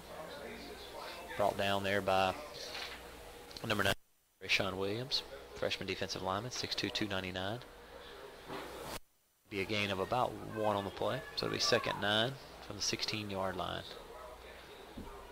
Callis back to pass. Pass thrown to the left side of the field, and it's incomplete. Off the hands off number 13, Keontae Payton. I don't know if that ball was tipped at the line of scrimmage or what, but it came off and had a little bit of a wobble effect to it there, but incomplete nonetheless. So now it'll be 3rd and 9. The advantage that the Trojans defense has, which will hopefully turn over to the offense, is that Pearl River's offense is very quick strike, and they like to run a lot of plays in a short amount of time. So if there's an opportunity to get a stop, there should be plenty of time left on the clock for the MDCC offense. It's not as if they're milking the clock. They're trying to push the envelope as quick as they can. Callis drops back, pass toward the left sidelines, out of play. Incomplete pass, so now it'll be 4th and 9. So as we were just talking about there, didn't waste hardly any time at all there off the clock, which will give the MDCC offense a chance. Game 10:30 to go in the 3rd quarter, so plenty of time remaining. Once again, and deep into their territory. So regardless of Lang's punt here, it should be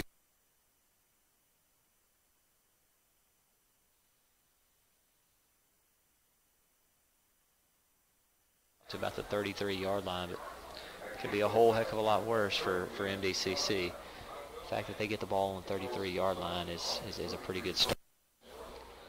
The offensive line has to protect McAfee, though. Gone down for a number of sacks this afternoon and has been flushed out of the pocket on seemingly every play. They've been trying to run the football to be able to set up the vertical passing game, but it just hasn't happened to this point. I think the Wildcats defensive done a good job of stabilizing coverage downfield. But the Trojans definitely need to hit on a big play. They're not going to be able to get back in this game if they just continue to just chip away at short yardage situations. They need to go downfield. They go with a run on the first play. Jackson stood up at the line of scrimmage there by number 49, Kendall Arrington, freshman defensive lineman from Wiggins. No gain on the play. In fact, a loss of maybe about 2 or 3. So it'll be 2nd and 12 from the 31-yard line. As mentioned, Delta must move the football down the field.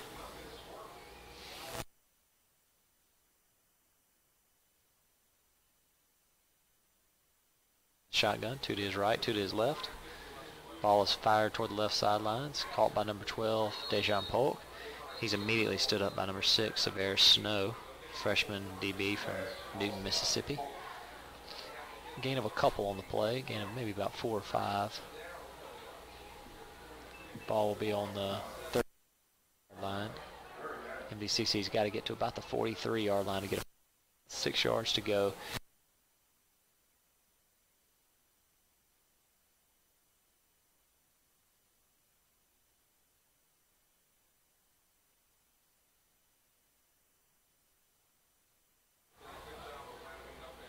McAfee drops back, fakes the pass, slips to his right.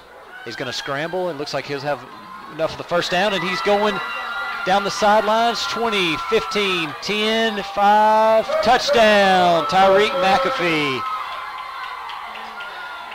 McAfee with a 63-yard touchdown pass with 8:54, or excuse me, 63-yard touchdown run with 8:54 to go in the third quarter.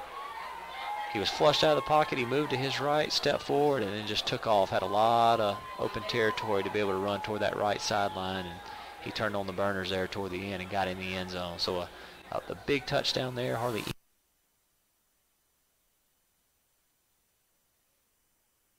So that drive took all of about 95 seconds there, so it's plenty.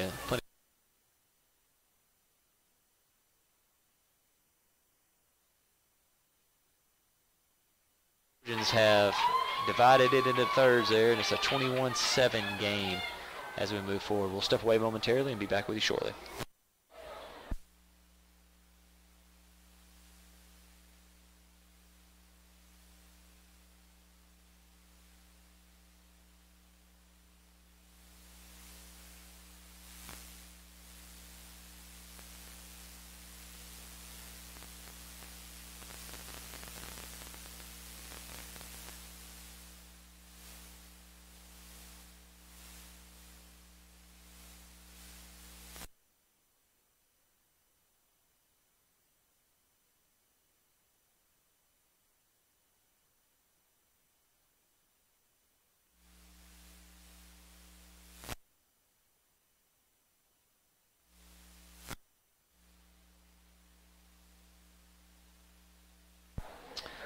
Folks, thank you for the MDCC Sports Network. If you're just now joining us, it's 21-7. Tyreek McAfee ripped off a 63-yard run with 8:54 to go here in the third. It's a ball game. Spencer Romero is set to kick off. Moves forward, he pauses. Now he's going again. Romero with the boot. Ball is taken, well, it looks as if it was going to be taken by number 13, Keontae Payton, but ball got over his hands a little bit there. I don't know if he misjudged it or what, but ball goes to the back of the end zone, so the Wildcats will take over at the 5-yard line. MDCC defense has done a good job so far. After the first 2 possessions of the game, the defense has really put the clamps down from that point on. It took them a possession or 2 maybe to get some things figured out there. I think the Wildcats passing game maybe caught them off guard just a little bit, but Coach Turner, as he's done all season, has done a really good job with adjustments and trying to get the defense back on track. So it's 21-7, 8:52 to go here in the third quarter. Majority of the snaps at QB is now out of the game. He'll step aside for number 7, Tavis Williams. Williams takes the first run, tries to move to the right side, but he's stood up by number 6. That's Trayshad Smith. See who else is in there on that tackle. That was number 9. That was Terrence Williams. So the bunch of linebackers for MDCC did a really good job of sniffing that out and getting the stop. He got maybe a loss of 1 on the play. Actually, a gain of 1 on the and 9. And we have an offsides penalty there on the Trojans just when they get some momentum. Wildcats have been a quick strike offense all day. As soon as they've gotten to the line of scrimmage, but that time they pump fake there and did a hard count and MDCC bit on it. So that was number 95. That was Rayshawn Williams, freshman defensive lineman, that bit that time for the all.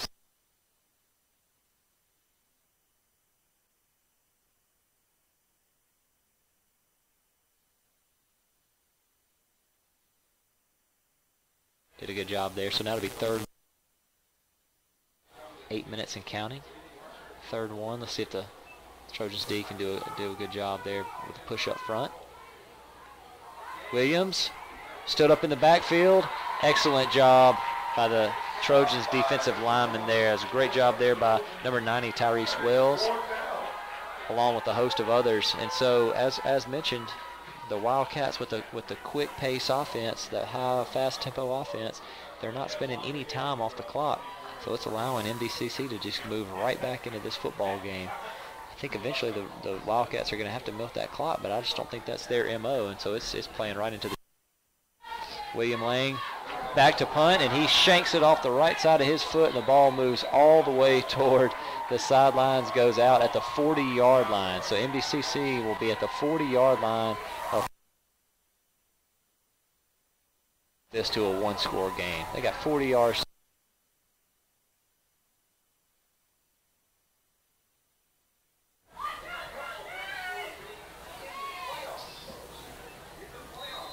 What looked like a dismal first half at times, but Uncle Mo has definitely shifted in the favor.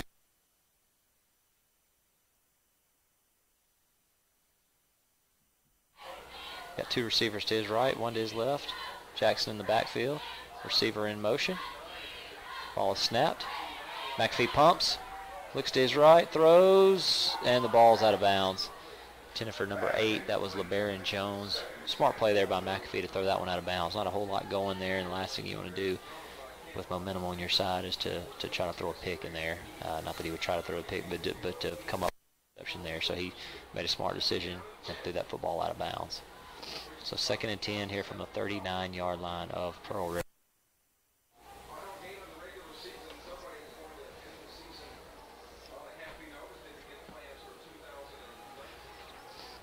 Ball snapped. McAfee hands it to Jackson. Jackson to his left.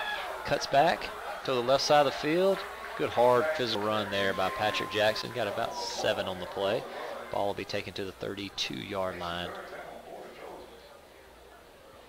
So it's about 3rd and 3. But I think we're at the point in the game here and in the field position here where this territory. I know we still got plenty of time to play, but with some momentum on the Trojan side, the last thing they want to do is shift that momentum back over toward the Wildcats. Hopefully, the Trojans will get 3 yards here. We don't have to worry about making that call, but see what happens. 3rd and 3, receiver in motion. 2 receivers to the left, or to the right, excuse me. McAfee across the field. Ball is tipped at the line.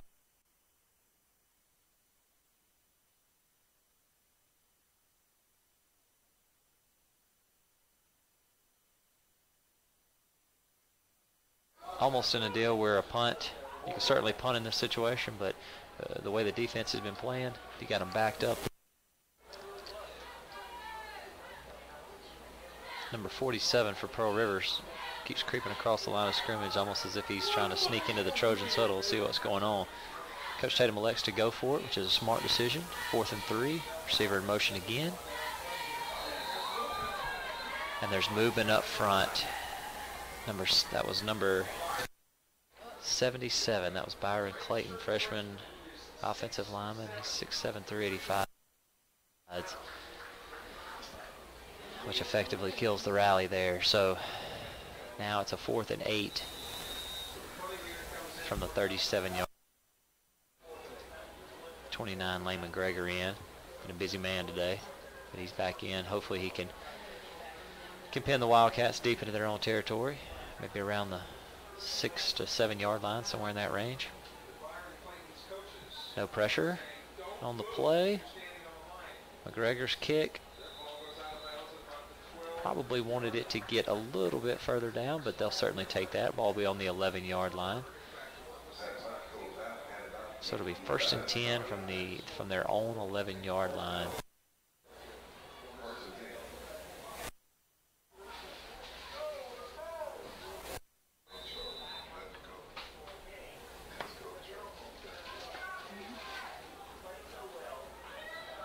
Well, as they possessions, it looks as, I don't know if maybe they're giving Cooper Callis a bit of a breather or what, but Callis is back in the game at the quarterback position. He's done a better job than Williams has for Pearl River, so he's back in the game. First pass, back in action, is complete for first down and a whole lot more for number 22. That was Justin Mary, sophomore tight end from Hattiesburg. He's brought out of bounds.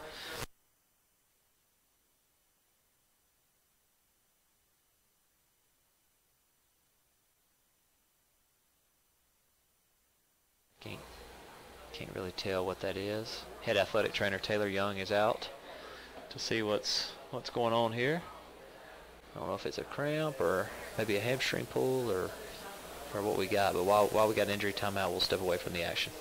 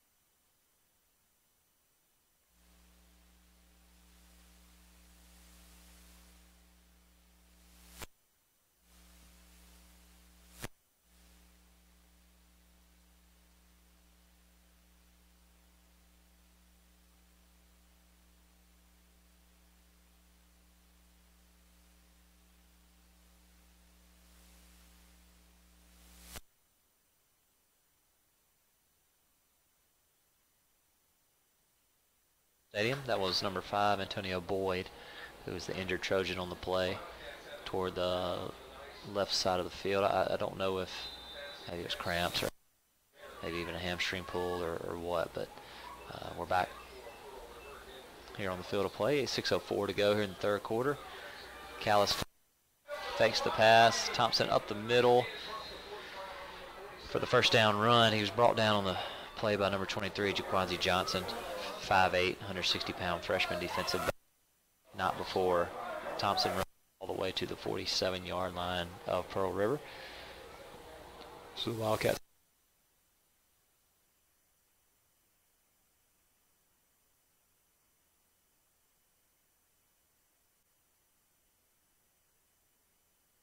Tay Payton on the catch.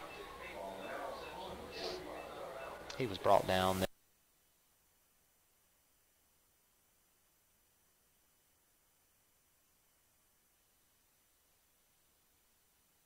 Down at about 3. Callis fakes the handoff. Go for the same play again. The ball's caught. Same person, number 13, Keontae Payton with a catch. Should be good enough for a first down. And as they've moved into Trojan territory, they'll be on the 42-yard line. 10, 5:06 and counting. Callis fakes the pass. Wide open. Caught by Payton again, and boy, he sure is wearing out the left side of the field. I don't know if maybe they need to switch to a double coverage or what at this point, but he has burned the Trojan defensive backs over the last possession here. So now 1st and 10 from the 15-yard up offense. It's just rolling here for Pearl River. Callis fakes the pass, fakes the handoff, excuse me, and is now brought down for the sack by number 13, Daniel Peppers. 6'2", 215-pound sophomore. Read that one there pretty quick and jumped there in the backfield and did a really good job there with the sack. Peppers high school, and he's a Greenville, Mississippi native. There. Loss of about, looks like 4 or 5 on the play, so it'll be about 20-yard line. So the Wildcats are in red zone territory. I'm sure this will certainly be 4-down territory for them. I don't know if they'll try to go for a field goal if they get to that point, but we'll see. Thompson on the run, hard run to the middle of the field. He stood up there by 6, Treshad Smith.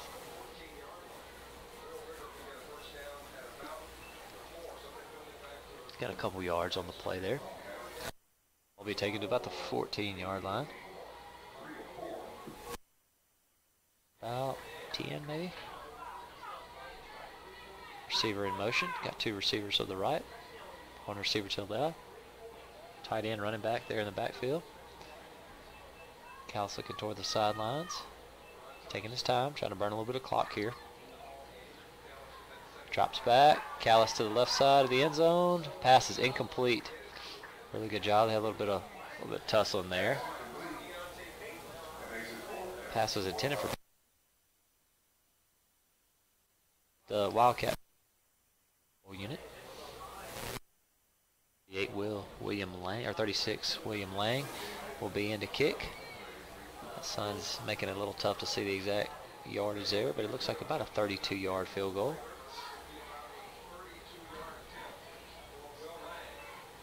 See if maybe we get some pressure up front here. Kick is blocked. Kick is blocked. Daniel Peppers, he sniffed that one out and comes in with a major momentum boost. Defense yet again. If the offense can forward here, then we'll have a heck of a fourth quarter brewing for you, because it's a 21-7 ball game right now with Pearl River ahead with 3:18 to play. That's plenty for this Trojan offense to get some things going. It looks as if the defense has done what they're supposed to do to this point. Let's see if the offense can follow suit. McAfee out. Jackson in the backfield. Two receivers to the left, one receiver to the right. Snap. Ball's handed off to Jackson. He moves to his right. Good hard run for about 7 yards. Moves it all the way to... they may spot it on about the 29-yard line, but should be about 2nd and 3 to...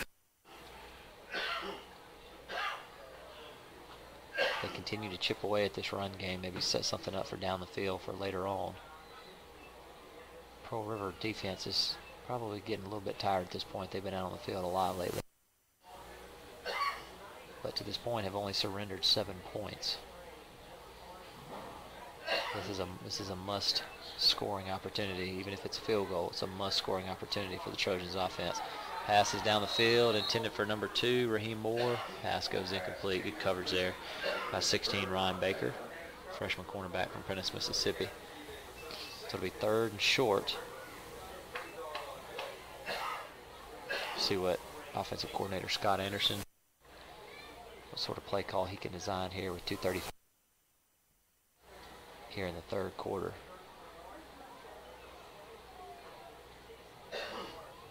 Trojans break the huddle. One receiver to the right, 2 to the left.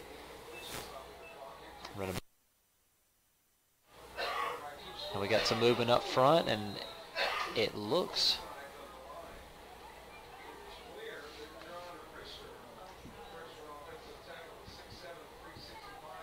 as if maybe there was... Pearl River thinks that maybe they jumped off sides, and all the Trojans are moving back. I think it's a false start. We'll see what the referee says.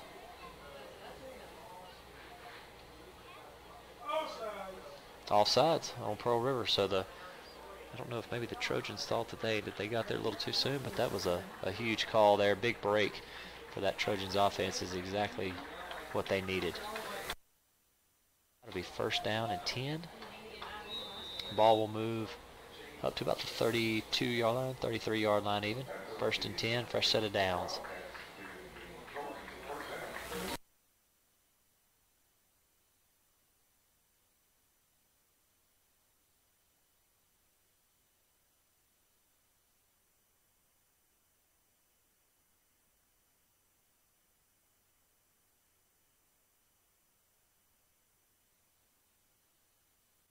Field, he knew he's going to take a hit and brace himself for that contact. So the ball moves across.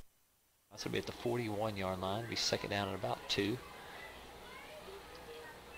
Good job to this point by this Trojan offense. See if they can move this football across with 2:03 and counting here.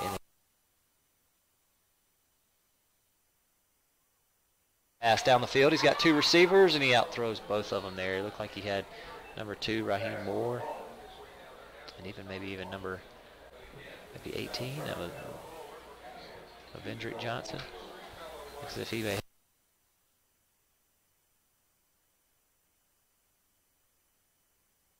overthrew both. That was actually 12, Dejon Pope, and lead there.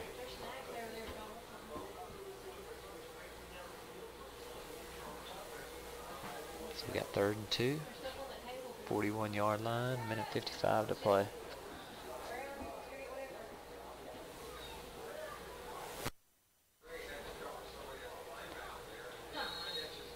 Pass the left side, incomplete. That was intended for 36. Zion White.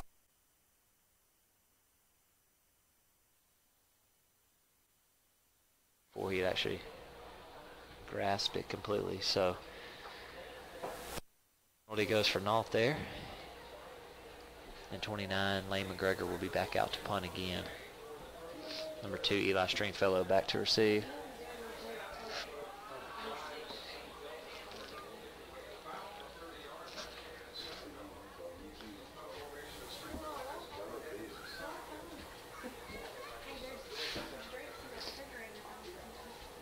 Gregor out to punt. It's a very good bounce. Ball will get all the way to the 19-yard line, rolls out of bounds. No return on the field. And let's see if this Trojan defense can be able to reset and get going here.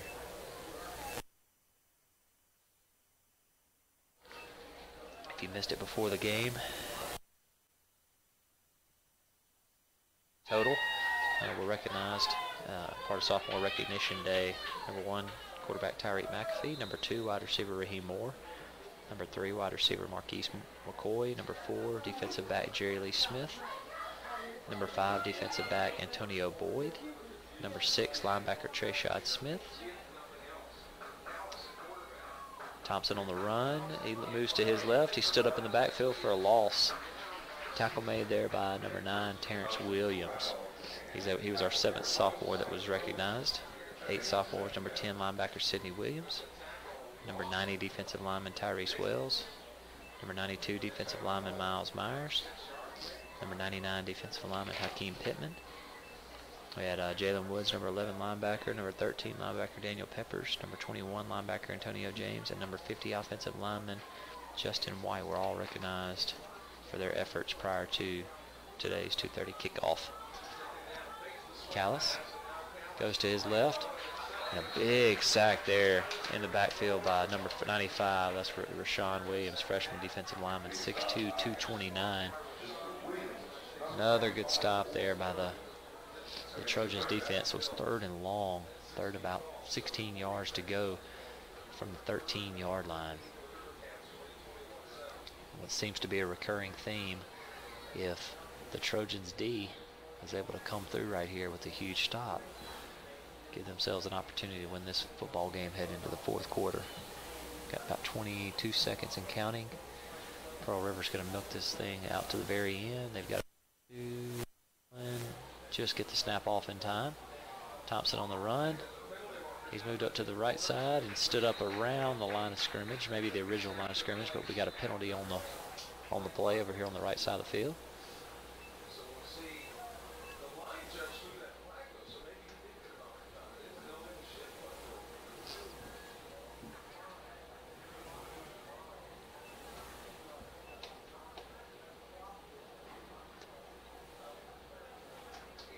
Go with a legal shift here. Penalty will be declined.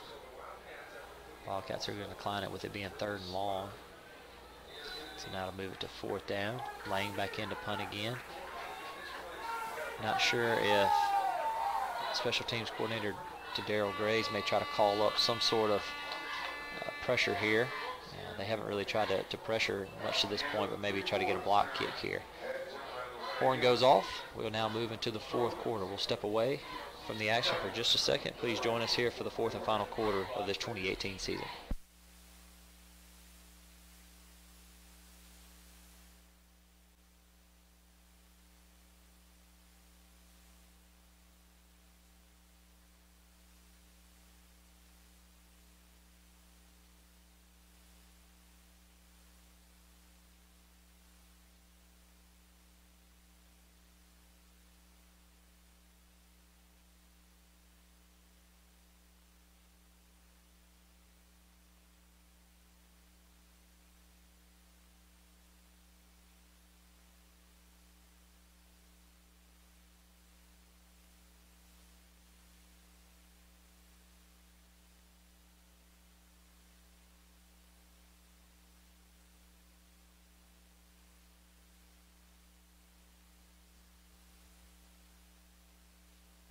Ladies and gentlemen, thank you for rejoining us here for the fourth and final quarter here of the 2018 season. If you're just joining us, 21-7. Pearl River is up on Mississippi Delta. And William Lane goes with the punt there for PRCC. And I wouldn't call it a shank, but he motioned it pretty hard there toward the left side of the field. And it looks as if the ball will be spotted on about the 33-yard line, which will give that Trojans offense a much-needed jolt there to be able to push this ball across and try to make it a 21-14 game. Got plenty of time left. As we've said all evening, that Pearl River offense is a fast tempo. They haven't tried to milk the clock any, and so if the Trojans offense can get a quick strike here and then a stop, or even another stop, there's plenty of time to be able to tie this football game up. So great field position there from we'll say the 34-yard line. McAfee hands it off to Jackson. He shoots it up the gut. It's maybe a yard on the play. Tackle made there by number 48. That's Janarius Johnson.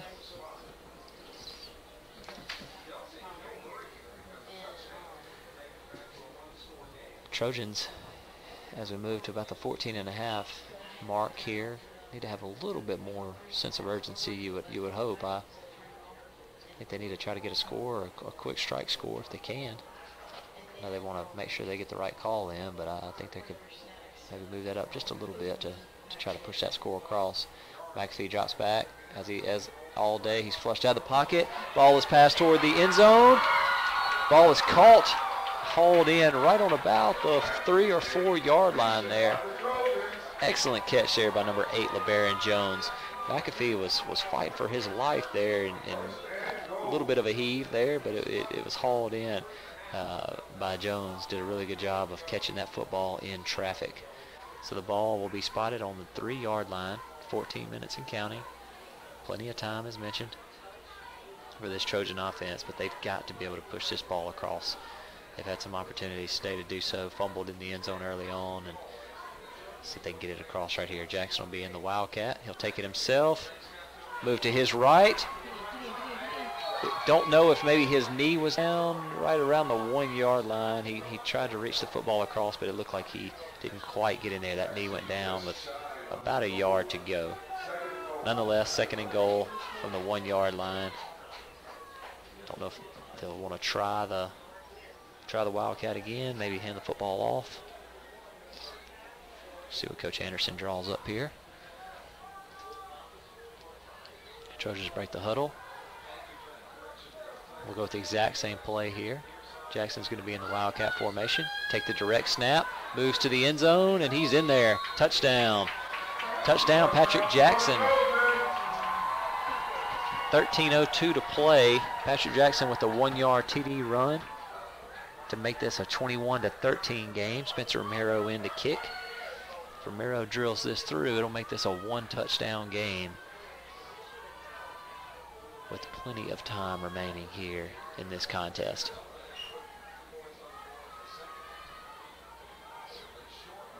But number 40 hurrying in. Got 13 to go. Got time. All right, so now we have 11 men on the field here for the Trojans. 6 to go on the play clock. Kick is up. And the kick is good. 21-14.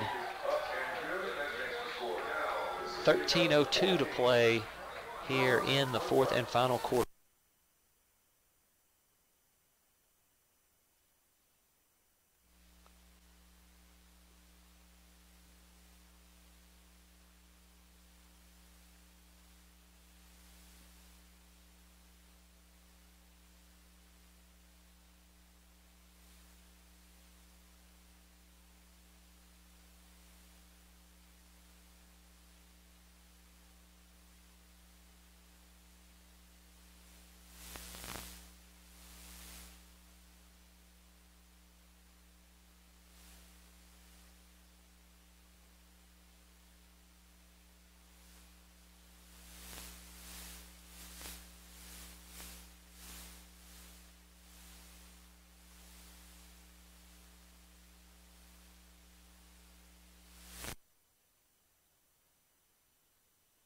So if you didn't join us until just now, you have picked up at the right time, because of the first half has got a little bit of boredom there in the first half. As a 21-0 ball game, but the Trojans have fought back furiously here in the second half to make this a 21-14 game with 13:02 left to go. After a 1-yard touchdown run there from Patrick Jackson, Romero kicks off. Ball's taken by number 5, Polk. He moves to the right side, goes back to the middle of the field, and makes it to exactly midfield. Really good return there by number 5, Tyler Polk, sophomore wide receiver from Ocean Springs. And we've got a man down on the field. As if that was number 19, Kyle Cass. And he is hurting.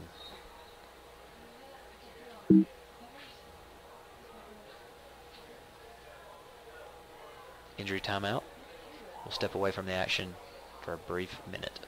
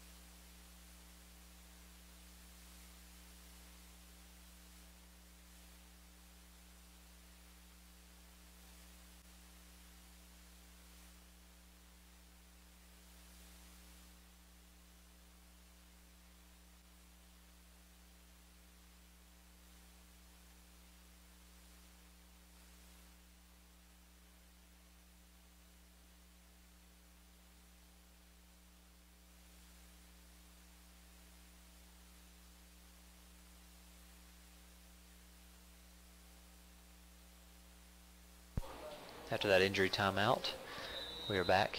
That was number 19, Kyle Cass, freshman defensive back, 6'1", 190, that went down on the play. Not quite sure what it was, maybe a knee injury. Hard to tell at this point. So on first down, after the kickoff there, we got a huge push the pile right there. That was number 30, Jesse Purnell on the run, sophomore running back from Poplarville. Got about 6 yards on the carry. Now will be second down and 4 from the 44-yard line of MDCC. So if there's ever been a big stop that the Trojans defense needed to get, it's this one right here. 30 again on the carry. Moved it all the way to what they call the 40-yard line, but then we got a flag on the play. A lot of pushing and shoving going on there right after the play. That was number 55, Anquan Thomas, sophomore from Clarksdale, Mississippi. Looked like he was pushing on number 42, Rodney Mason, freshman defensive lineman, 6'2", 270. We'll see what they call here. He got it all the way to about the third. It was about a 3rd and 1, but I don't know who they're going to call that on. I don't know if that may be offsetting penalties or what.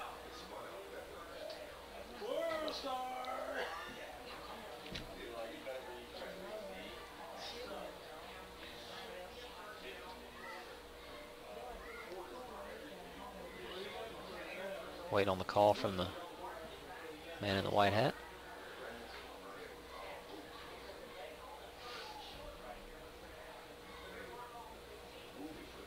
Don't know if they'll go offsetting penalties or not. It depends on sometimes whoever got the last throw in.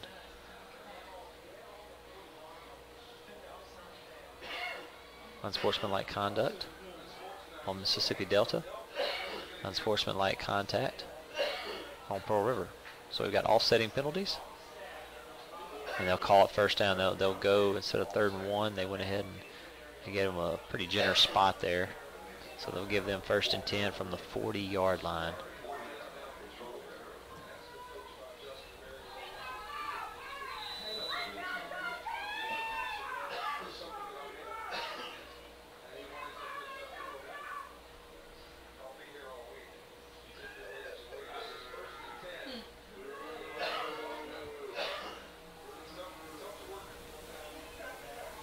Callis drops back, moves to his right. Pass is intended for number 1, Hayden Bryce. Pass goes incomplete. So now it'll be 2nd down and 10 from the 40-yard line. 11:52 to go here in the 4th and final quarter. 21-17 lead for Pearl River. Pearl River scored.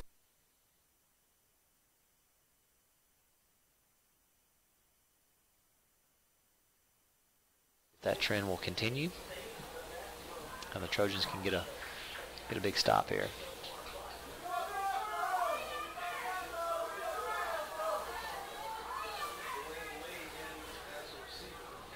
Ball is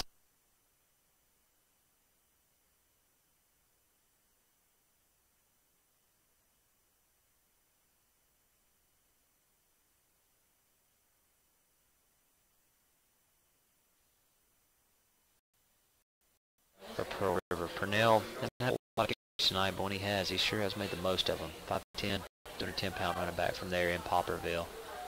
They move right back to it. Purnell on another carry, stood up at the line, maybe gained about 1 on play.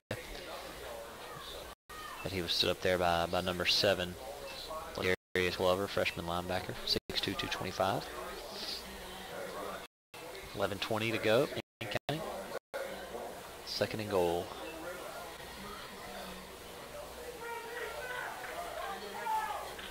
Need some big play here for the defense, whether it be a big sack. Obviously an interception would be nice at this point, a fumble recovery, something to be able to halt this momentum and try to keep those Wildcats out of the end zone. Hand off to Purnell. Barrels his way up through to about the 2.5-yard line. He was brought down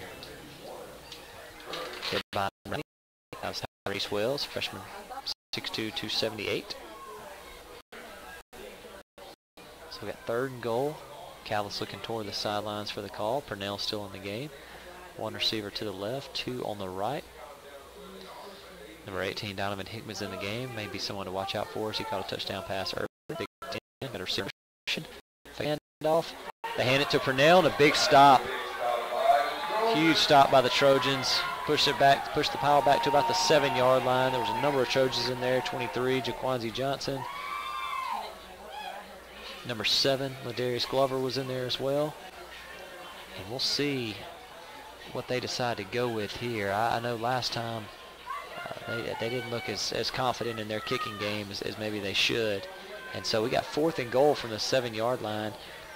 And number 15, Ron Thompson, comes back in the game. He's been the primary running back all day. I don't know if maybe they may try to go with a hard count here or what to try to get the Trojans to jump off sides. But they snap it. Callis back to his left side. Ball is deflected at the last second by number 23, Jaquanzi Johnson. He sniffed that one out and did an excellent job.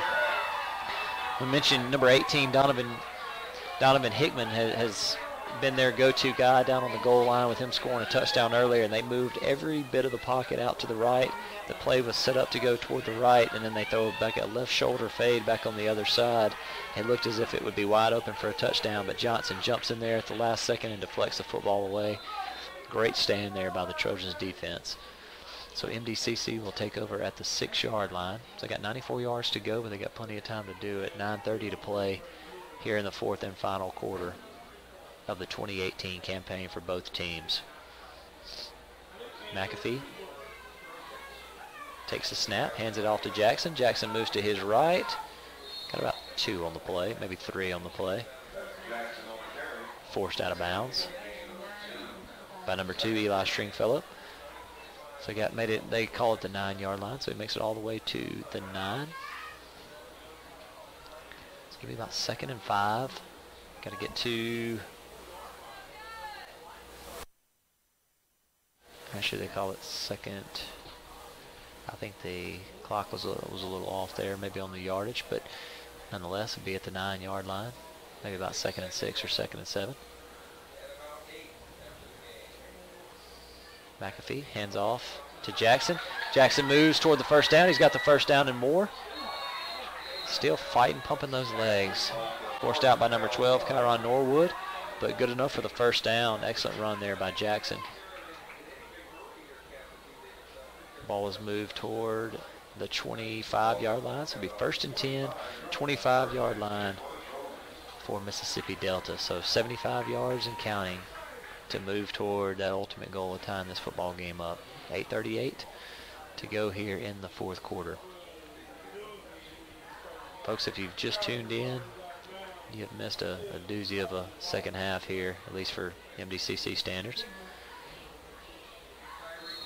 McAfee up the gut, about a 1-yard gain, gets it to about the 26-yard line, so it'll be 2nd and 9.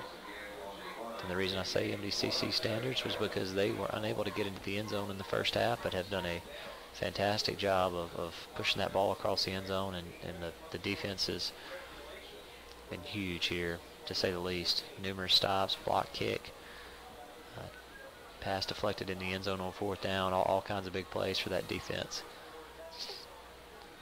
McAfee drops back, fakes the handoff, it's flushed out of the pocket, ball is up, and we had some movement and some action going on there by both number 2s. There was Eli Stringfellow, the defensive back there for Pearl River, and number 2, Raheem Moore, sophomore wide receiver from Vicksburg High School there for MDCC, but neither one of them could really break free from each other. I think they got a little bit of tangled up. I don't think it was anything malicious there, but got tangled up, and now we got 3rd and 9 from the Trojans' 26-yard line.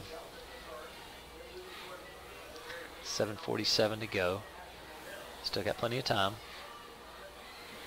but sure could use a big first down play right here. McAfee drops back, fires over the middle. I think it was intended for 36 Washington. Got through his hands, and Moore almost came up with it. We're at that point in the game, though, where as good as the defense has been playing, a punt and a 3 and out, or even if they get a first down, there still should be enough time for that Trojan offense to try to be able to tie this football game up. A lot of that hinges here on McGregor's punt. Maybe if McGregor can pin them back into pretty good field position, maybe even get a good bounce or 2 there to help out.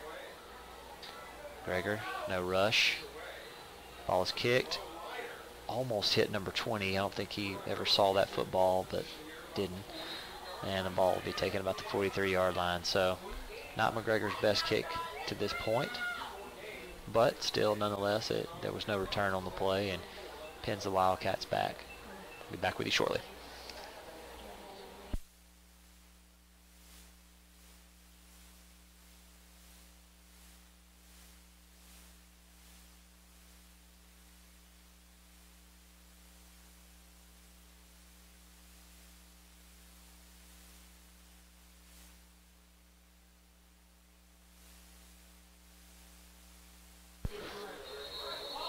Back here at Jim Randall Stadium. 21-14, 7:34 to go. 21-14 with being Pearl River with the advantage. Wildcats were set to take over on 1st and 10. We got a false start on the play, which, if you're a Trojan fan, which I hope you are, if you're watching this contest today, that was a very beneficial penalty there. Move the football back to the 37-yard line, maybe even 38-yard line. So we 1st and 15. Let's see what that Trojans defense can get one more stand today. one more big stand and continue to pin them back. Callis on the pass, throws it out a little bit sidearm. Caught by Hickman. It's been dangerous for them all day. He's kind of a matchup nightmare there. 6'3", 240, and can run a little bit. Made a big time push there to try to get them back. It's about a 9-yard gain, maybe even about a 10-yard gain. So we got second and 4 from the 48-yard line. Pass, move toward the sidelines there of Hayden Bryce. Pass was incomplete. 33 Isaac Gibson jumped off sides earlier today, and he was awful close right there. I'm glad they didn't call that, but he was very close to jumping the gun right there, right here on the near side of the field. So third, and they'll call it 5. 7:01 to play here in the fourth quarter. And just as soon as I mentioned 33 Gibson there, he jumped off sides. He's been close all day, and the time they did not need him to jump off sides, he jumped off sides. So that penalty will now make it 1st and 10. Pearl River on the 46-yard line of MDCC. They're now in Trojan territory.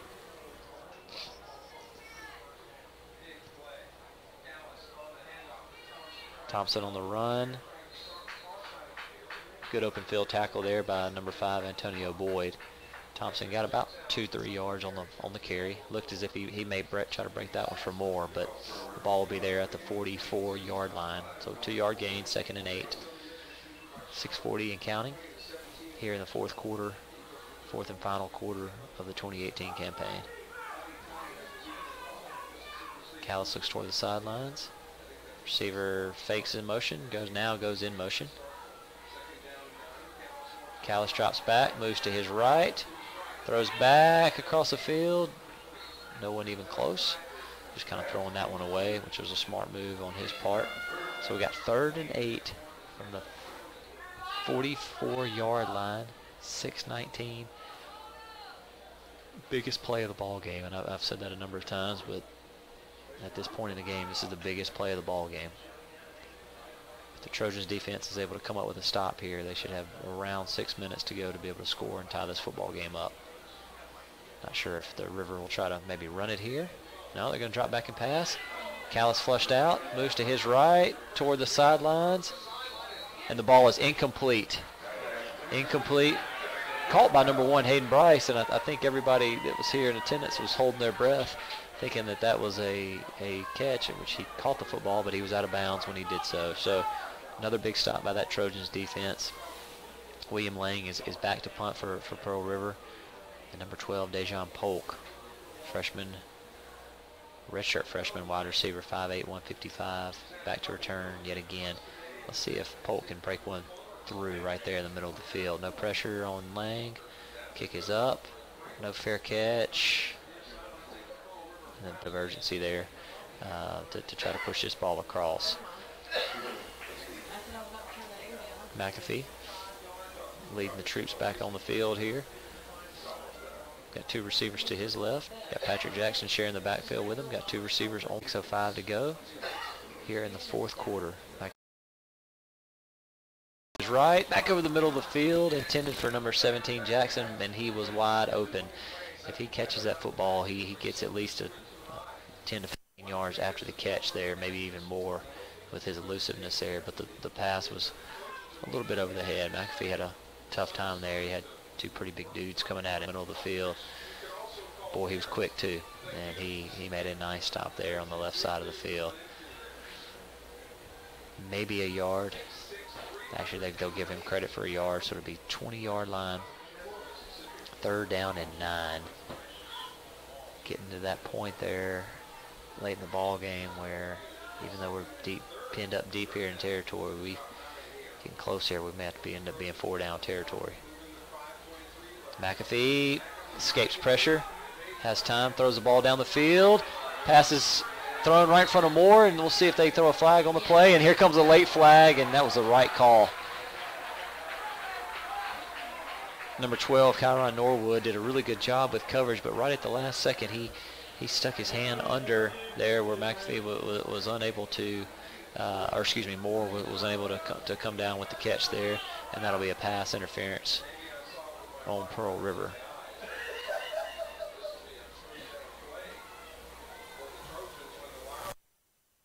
This football here, pass interference on the Wildcats, and there has never been a bigger penalty in this game than that penalty right there. Just when the Trojans offense was looking like they were sputtering just a little bit, they now get the football on the 30-yard line, 1st and 10, 5:14 remaining here in the final quarter of the season.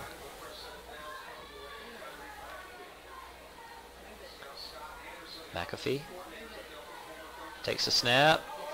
Pass is caught toward the left sideline. Good enough for a first down. That was Raheem Moore. Good job there of going to his left, catching the football on the 44-yard line. So it's now 1st and 10 from the 44-yard line. So a little bit of momentum going here for this Trojans offense, which is definitely what they need. Plenty of time to go.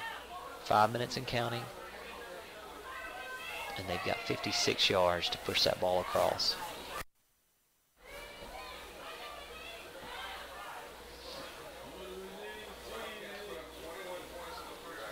Polk in motion, moving to the left side. We've got 2 receivers to the right and left. McAfee moves toward his right, gets close to the original line of scrimmage there, maybe loss of about a half a yard there, but he had it to his right and he decided to tuck it, avoided the sack thankfully, but lost about a yard on the play, so they'll move that one back to the 43-yard line. 4 minutes and 18 seconds, and now there needs to be a little bit of urgency to be able to try to move that football across that goal line.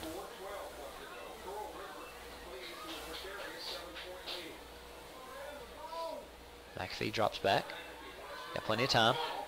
Ball is heaved downfield, thrown in double coverage, and we got another flag on the play. That pass was intended for number 3, Marquise McCoy. And now we have another flag on the play. Looks as if there's another unsportsmanlike conduct there. So Pearl River is shooting themselves in the foot big time from a defensive standpoint here. So we got a pass interference. Not sure what he said, but apparently said the magic words to the referee there. And so that'll now be another penalty, which will set the Trojans offense up. A big time play right there. 2 major penalties on the Wildcats there to set this Trojans offense up in a great field position.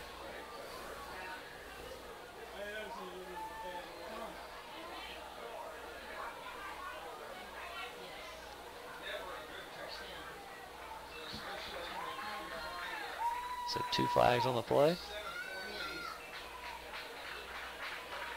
This game here may be more unsportsmanlike penalties than any game I've seen in a long time.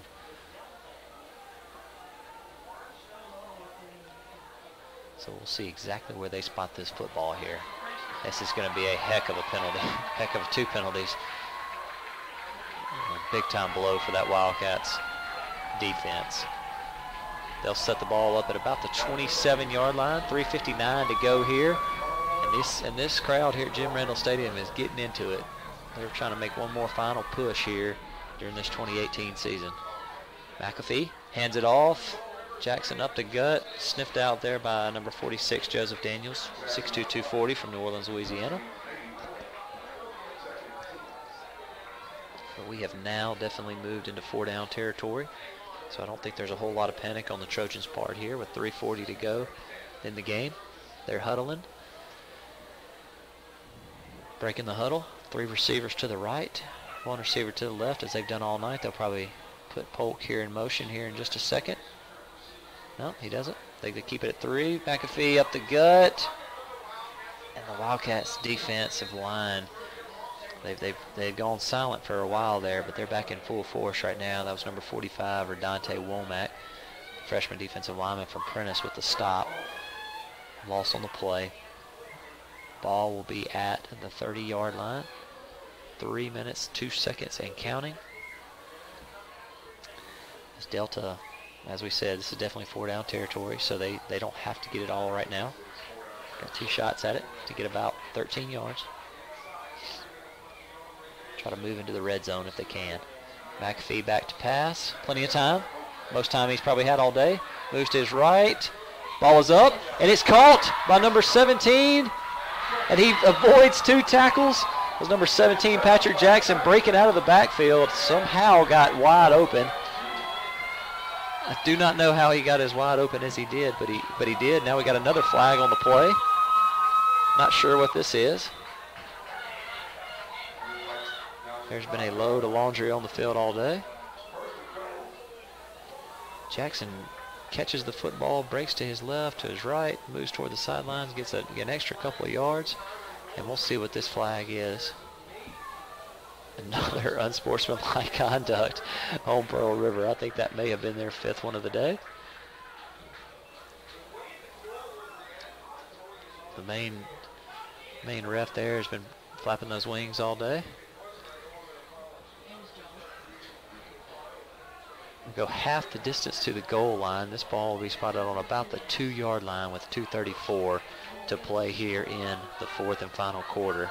21-14.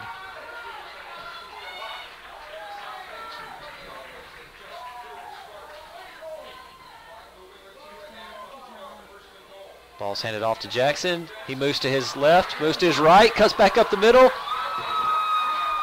And it's a touchdown. Touchdown, Patrick Jackson, 3-yard run. Took about 15 yards to get there, but he got in the end zone with 2:21 to go. Makes it a 21-20 ball game here with 2:21 to go. Coach Tatum, being here at the home field, is definitely going to play it safe and try to go with the extra point. Spencer Romero, to this point, has not kicked a more pressure-packed collegiate extra point. And let's see what Spencer can do here. Snap is good. Kick is up. And the kick is good. 21-21 with 2:21 to go here in the 4th quarter. An outstanding comeback here from your Mississippi Delta Trojans. This is a tale of 2 halves for sure. It's a 21-0 ball game at halftime, and now it's a 21-21 game with 2:21 to go. Got a timeout there on the field. I'm not sure what happened. Maybe got crunched up under the pile there, but we'll take an injury timeout, and hopefully you'll rejoin us for these last 2 minutes of the ball game.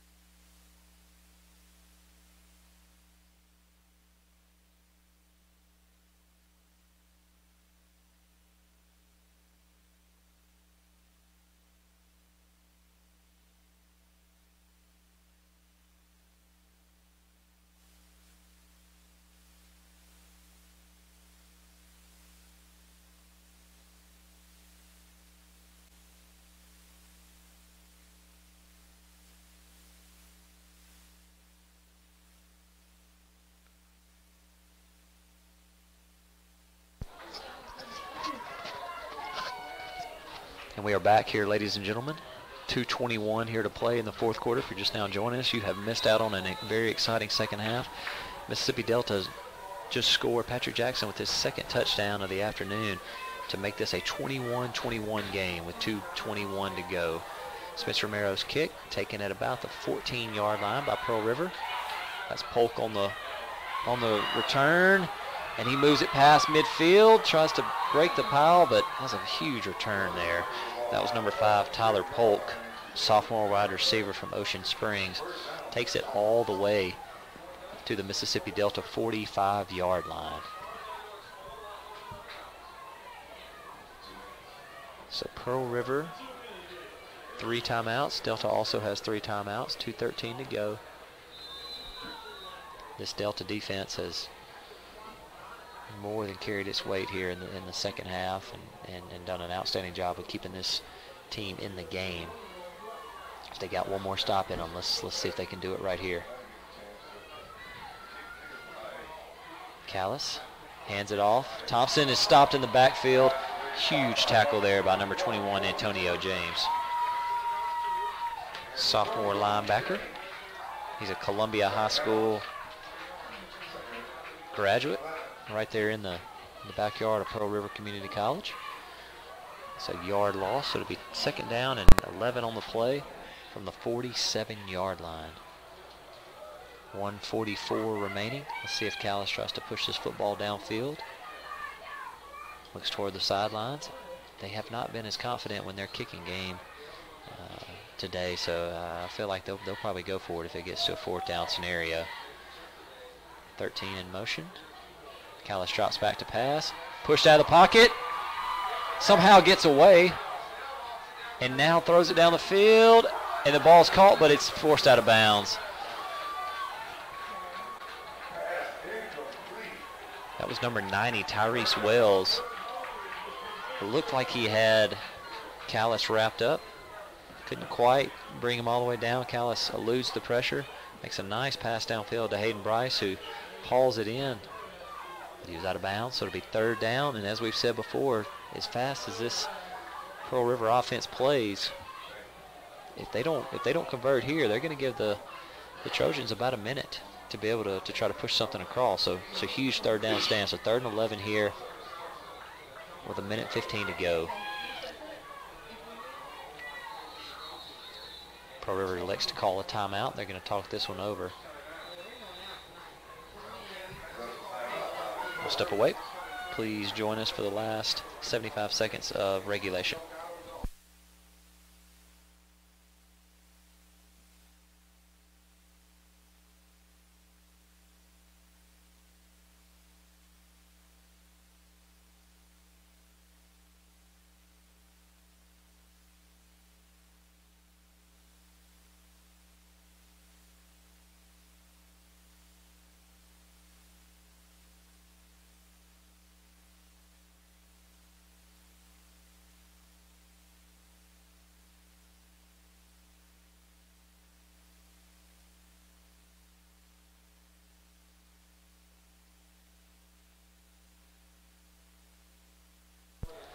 Here we go. 1:16 to play.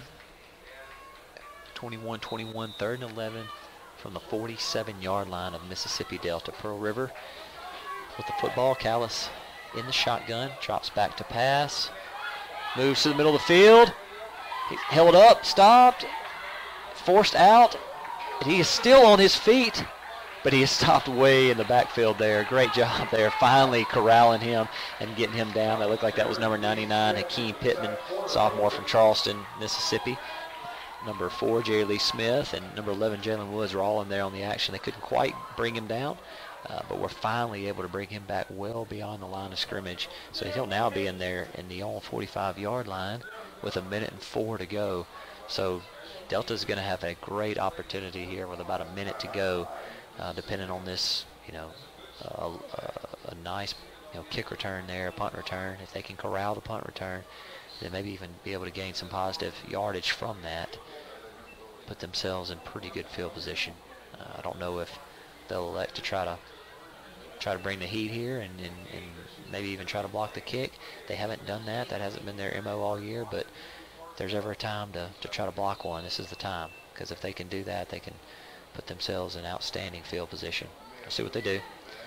Worst case scenario, there's the Trojans are going to get this football back, barring something bad happening here, and I don't want to jinx us here, but Lang is back to kick. Lang has shanked a couple to this point. Sure would be nice if he could do that here. No pressure. Lang is up, and it's his best kick of the day. Taken by Polk at the 20-yard line. Polk moves to his right, gets about 2 yards on the play, but that's okay. He's able to catch the football securely. Tackle was made by number 40, Peyton Graham, freshman linebacker from there in Poplarville. It'll be taken at the 23-yard line is what they'll call it. So with 57 seconds to go, MDCC has 77 yards to cover. And with it being a tie game, they don't even have to have a touchdown. If they get to field position, we've seen on social media that Spencer Romero has a really good leg. I think he even kicked a 55-yard field goal in practice. So if we can get him to that point, we'll give ourselves a shot to win this football game. Offense moves itself out onto the field. McAfee in the shotgun with 3 receivers to his left, Jackson to his right. Jackson will now be in motion out to the right. McAfee in an empty backfield. Takes the snap, moves up to the middle of the field, takes a pretty good licking right there from number 19, Corey Jackson. He eluded the initial defender there. Got about 6 yards on the play. So he moves the football up to about the 29-yard line. 37 seconds and counting. Really no urgency here. I don't know if they're just playing this conservative or what, but if they're going to try to move this football, they got an opportunity to do it, but they can't sit here and sit on it.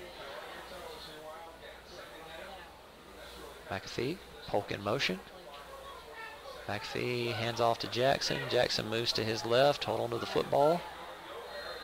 He's going nowhere there, and he's going to take it to about the 20-yard line. It looks as if they were going to run the clock out. The timeout will now be taken by Pearl River. Be 3rd and 5. I don't really know if they'll have enough time to do anything there. I guess their only scenario there would be to hope that MDCC fumbles on this next play. It looks like the Trojans are going to very much play this conservatively, which you certainly don't blame them. But we'll keep it right here.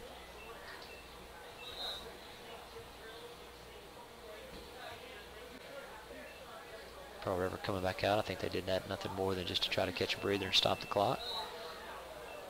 I don't know if Delta's really not calling a play here. They're all just kind of huddling up, catching their breath while they get this next series. I think they're playing for overtime at this point.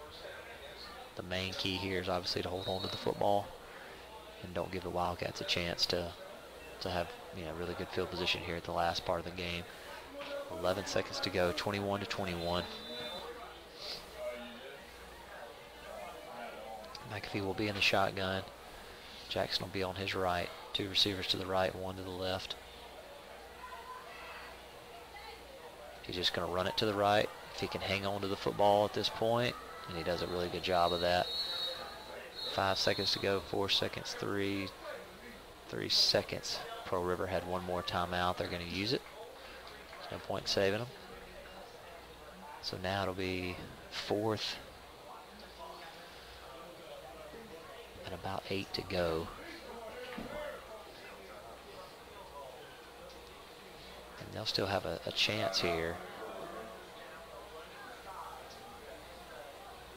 Pearl River's still going to have a chance because this is a pivotal kick here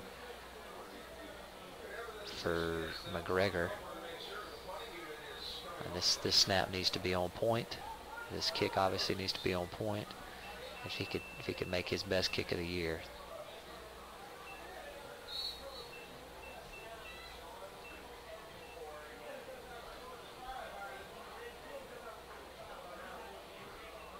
Number 2, Eli Stringfellow, back to receive.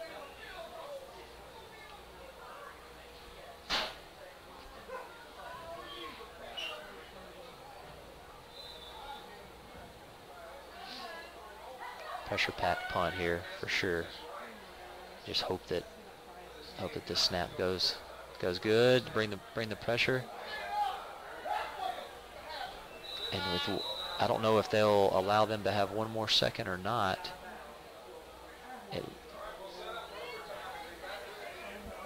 Don't know if they're going to give them a second.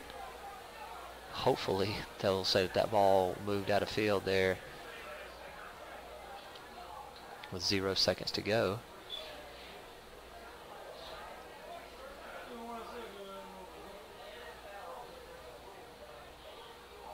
They're all huddling. And they're gonna call it.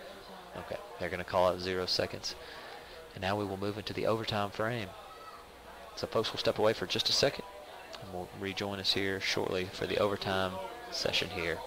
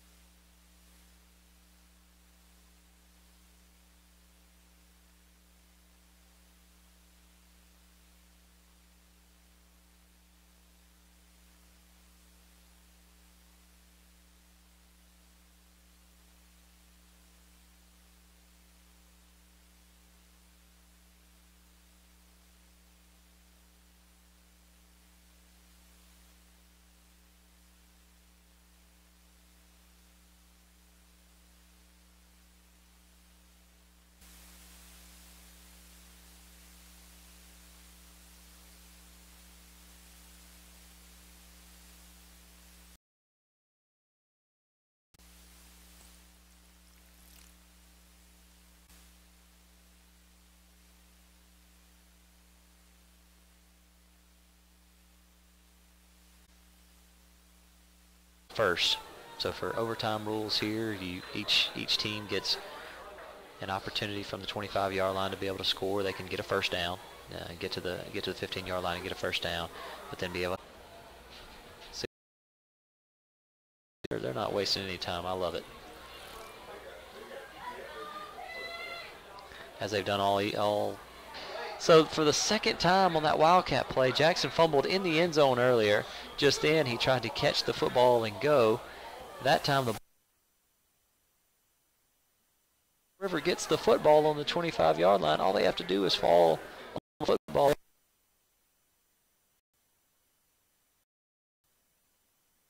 football up and run with it. So now MDCC, even though it's second and goal from the 20, they still get the football back. They've got an opportunity to push this thing across. McAfee drops back to pass. Pass to his right.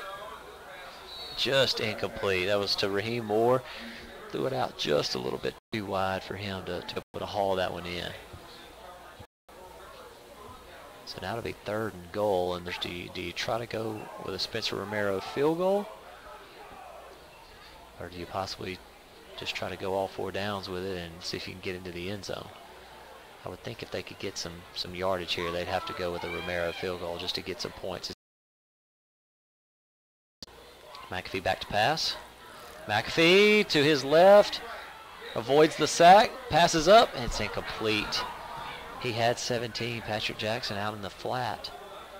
Couldn't quite get it there. So now it'll be a 37-yard field goal for Spencer Romero. We know he has the foot to be able to do it. He has proven that. He's just the snap's got to be right, and he's got to be accurate and been able to get this one through the uprights. We said earlier that was the biggest point after attempt of Romero's career. Now this is the biggest field goal of his career. Pearl River will elect to take a timeout. We'll step away from the action momentarily.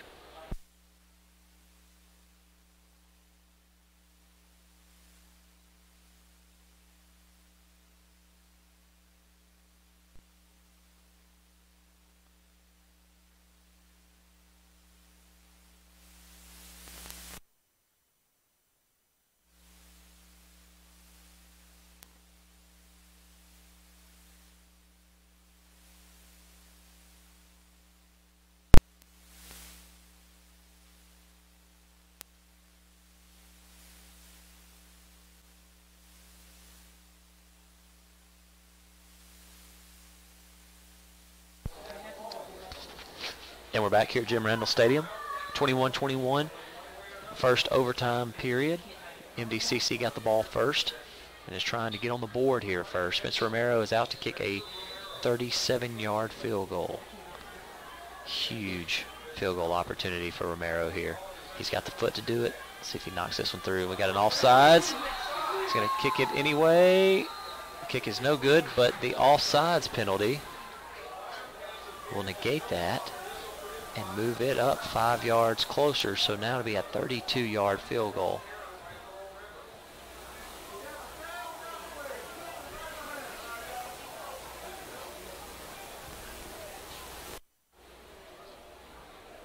Pearl River hit today.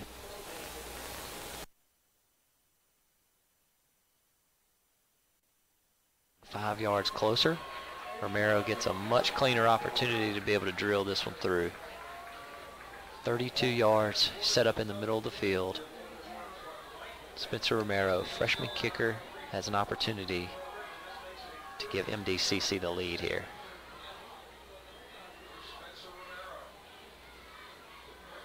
Snap is good. Kick is up and it's blocked. Kick is blocked and the Wildcats come through with a major block right there. And Pearl River, if they are able to get a field goal,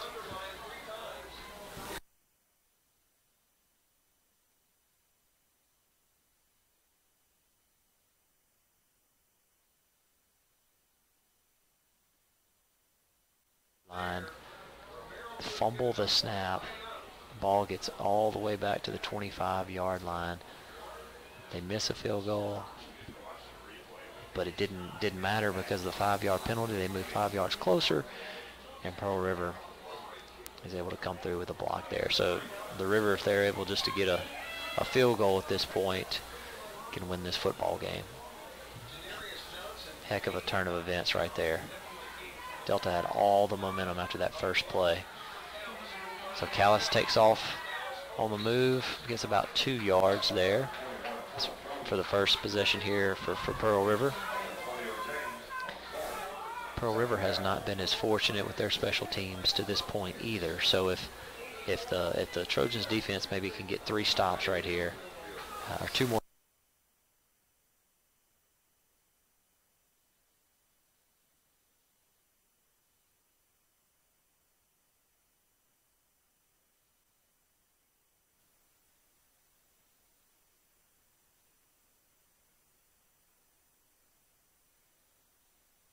yard line here in the first overtime period. As we mentioned, MDCC was unable to score.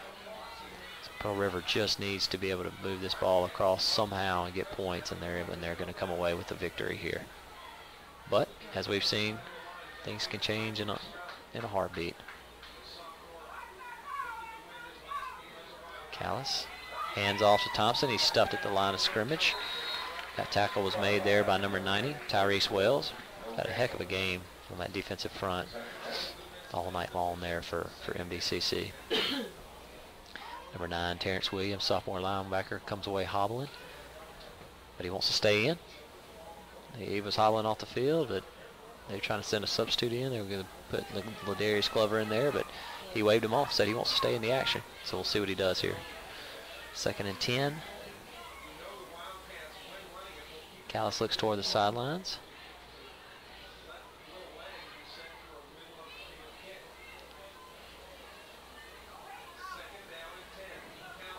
Callis fakes to his right, fakes to his left, passes to his right. Ball's caught by number 1. Ball will be on about the 6 or 7 yard line there. Hayden Bryce, 6'3", 210-pound receiver there from Jackson, Mississippi. Big 3rd down here.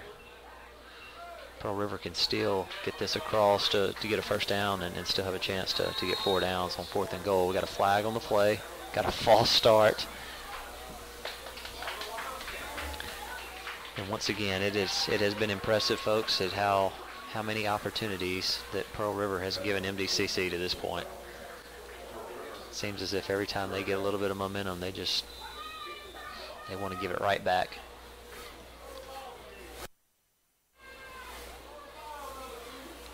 Third and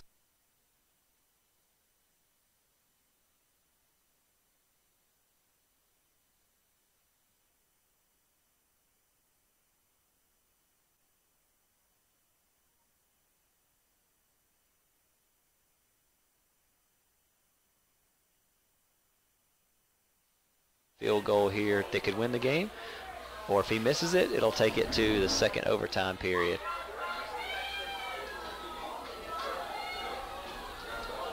Lang is out for about a 30. Trojan fans sure are going, or excuse me, I'm sorry, a 29-yarder.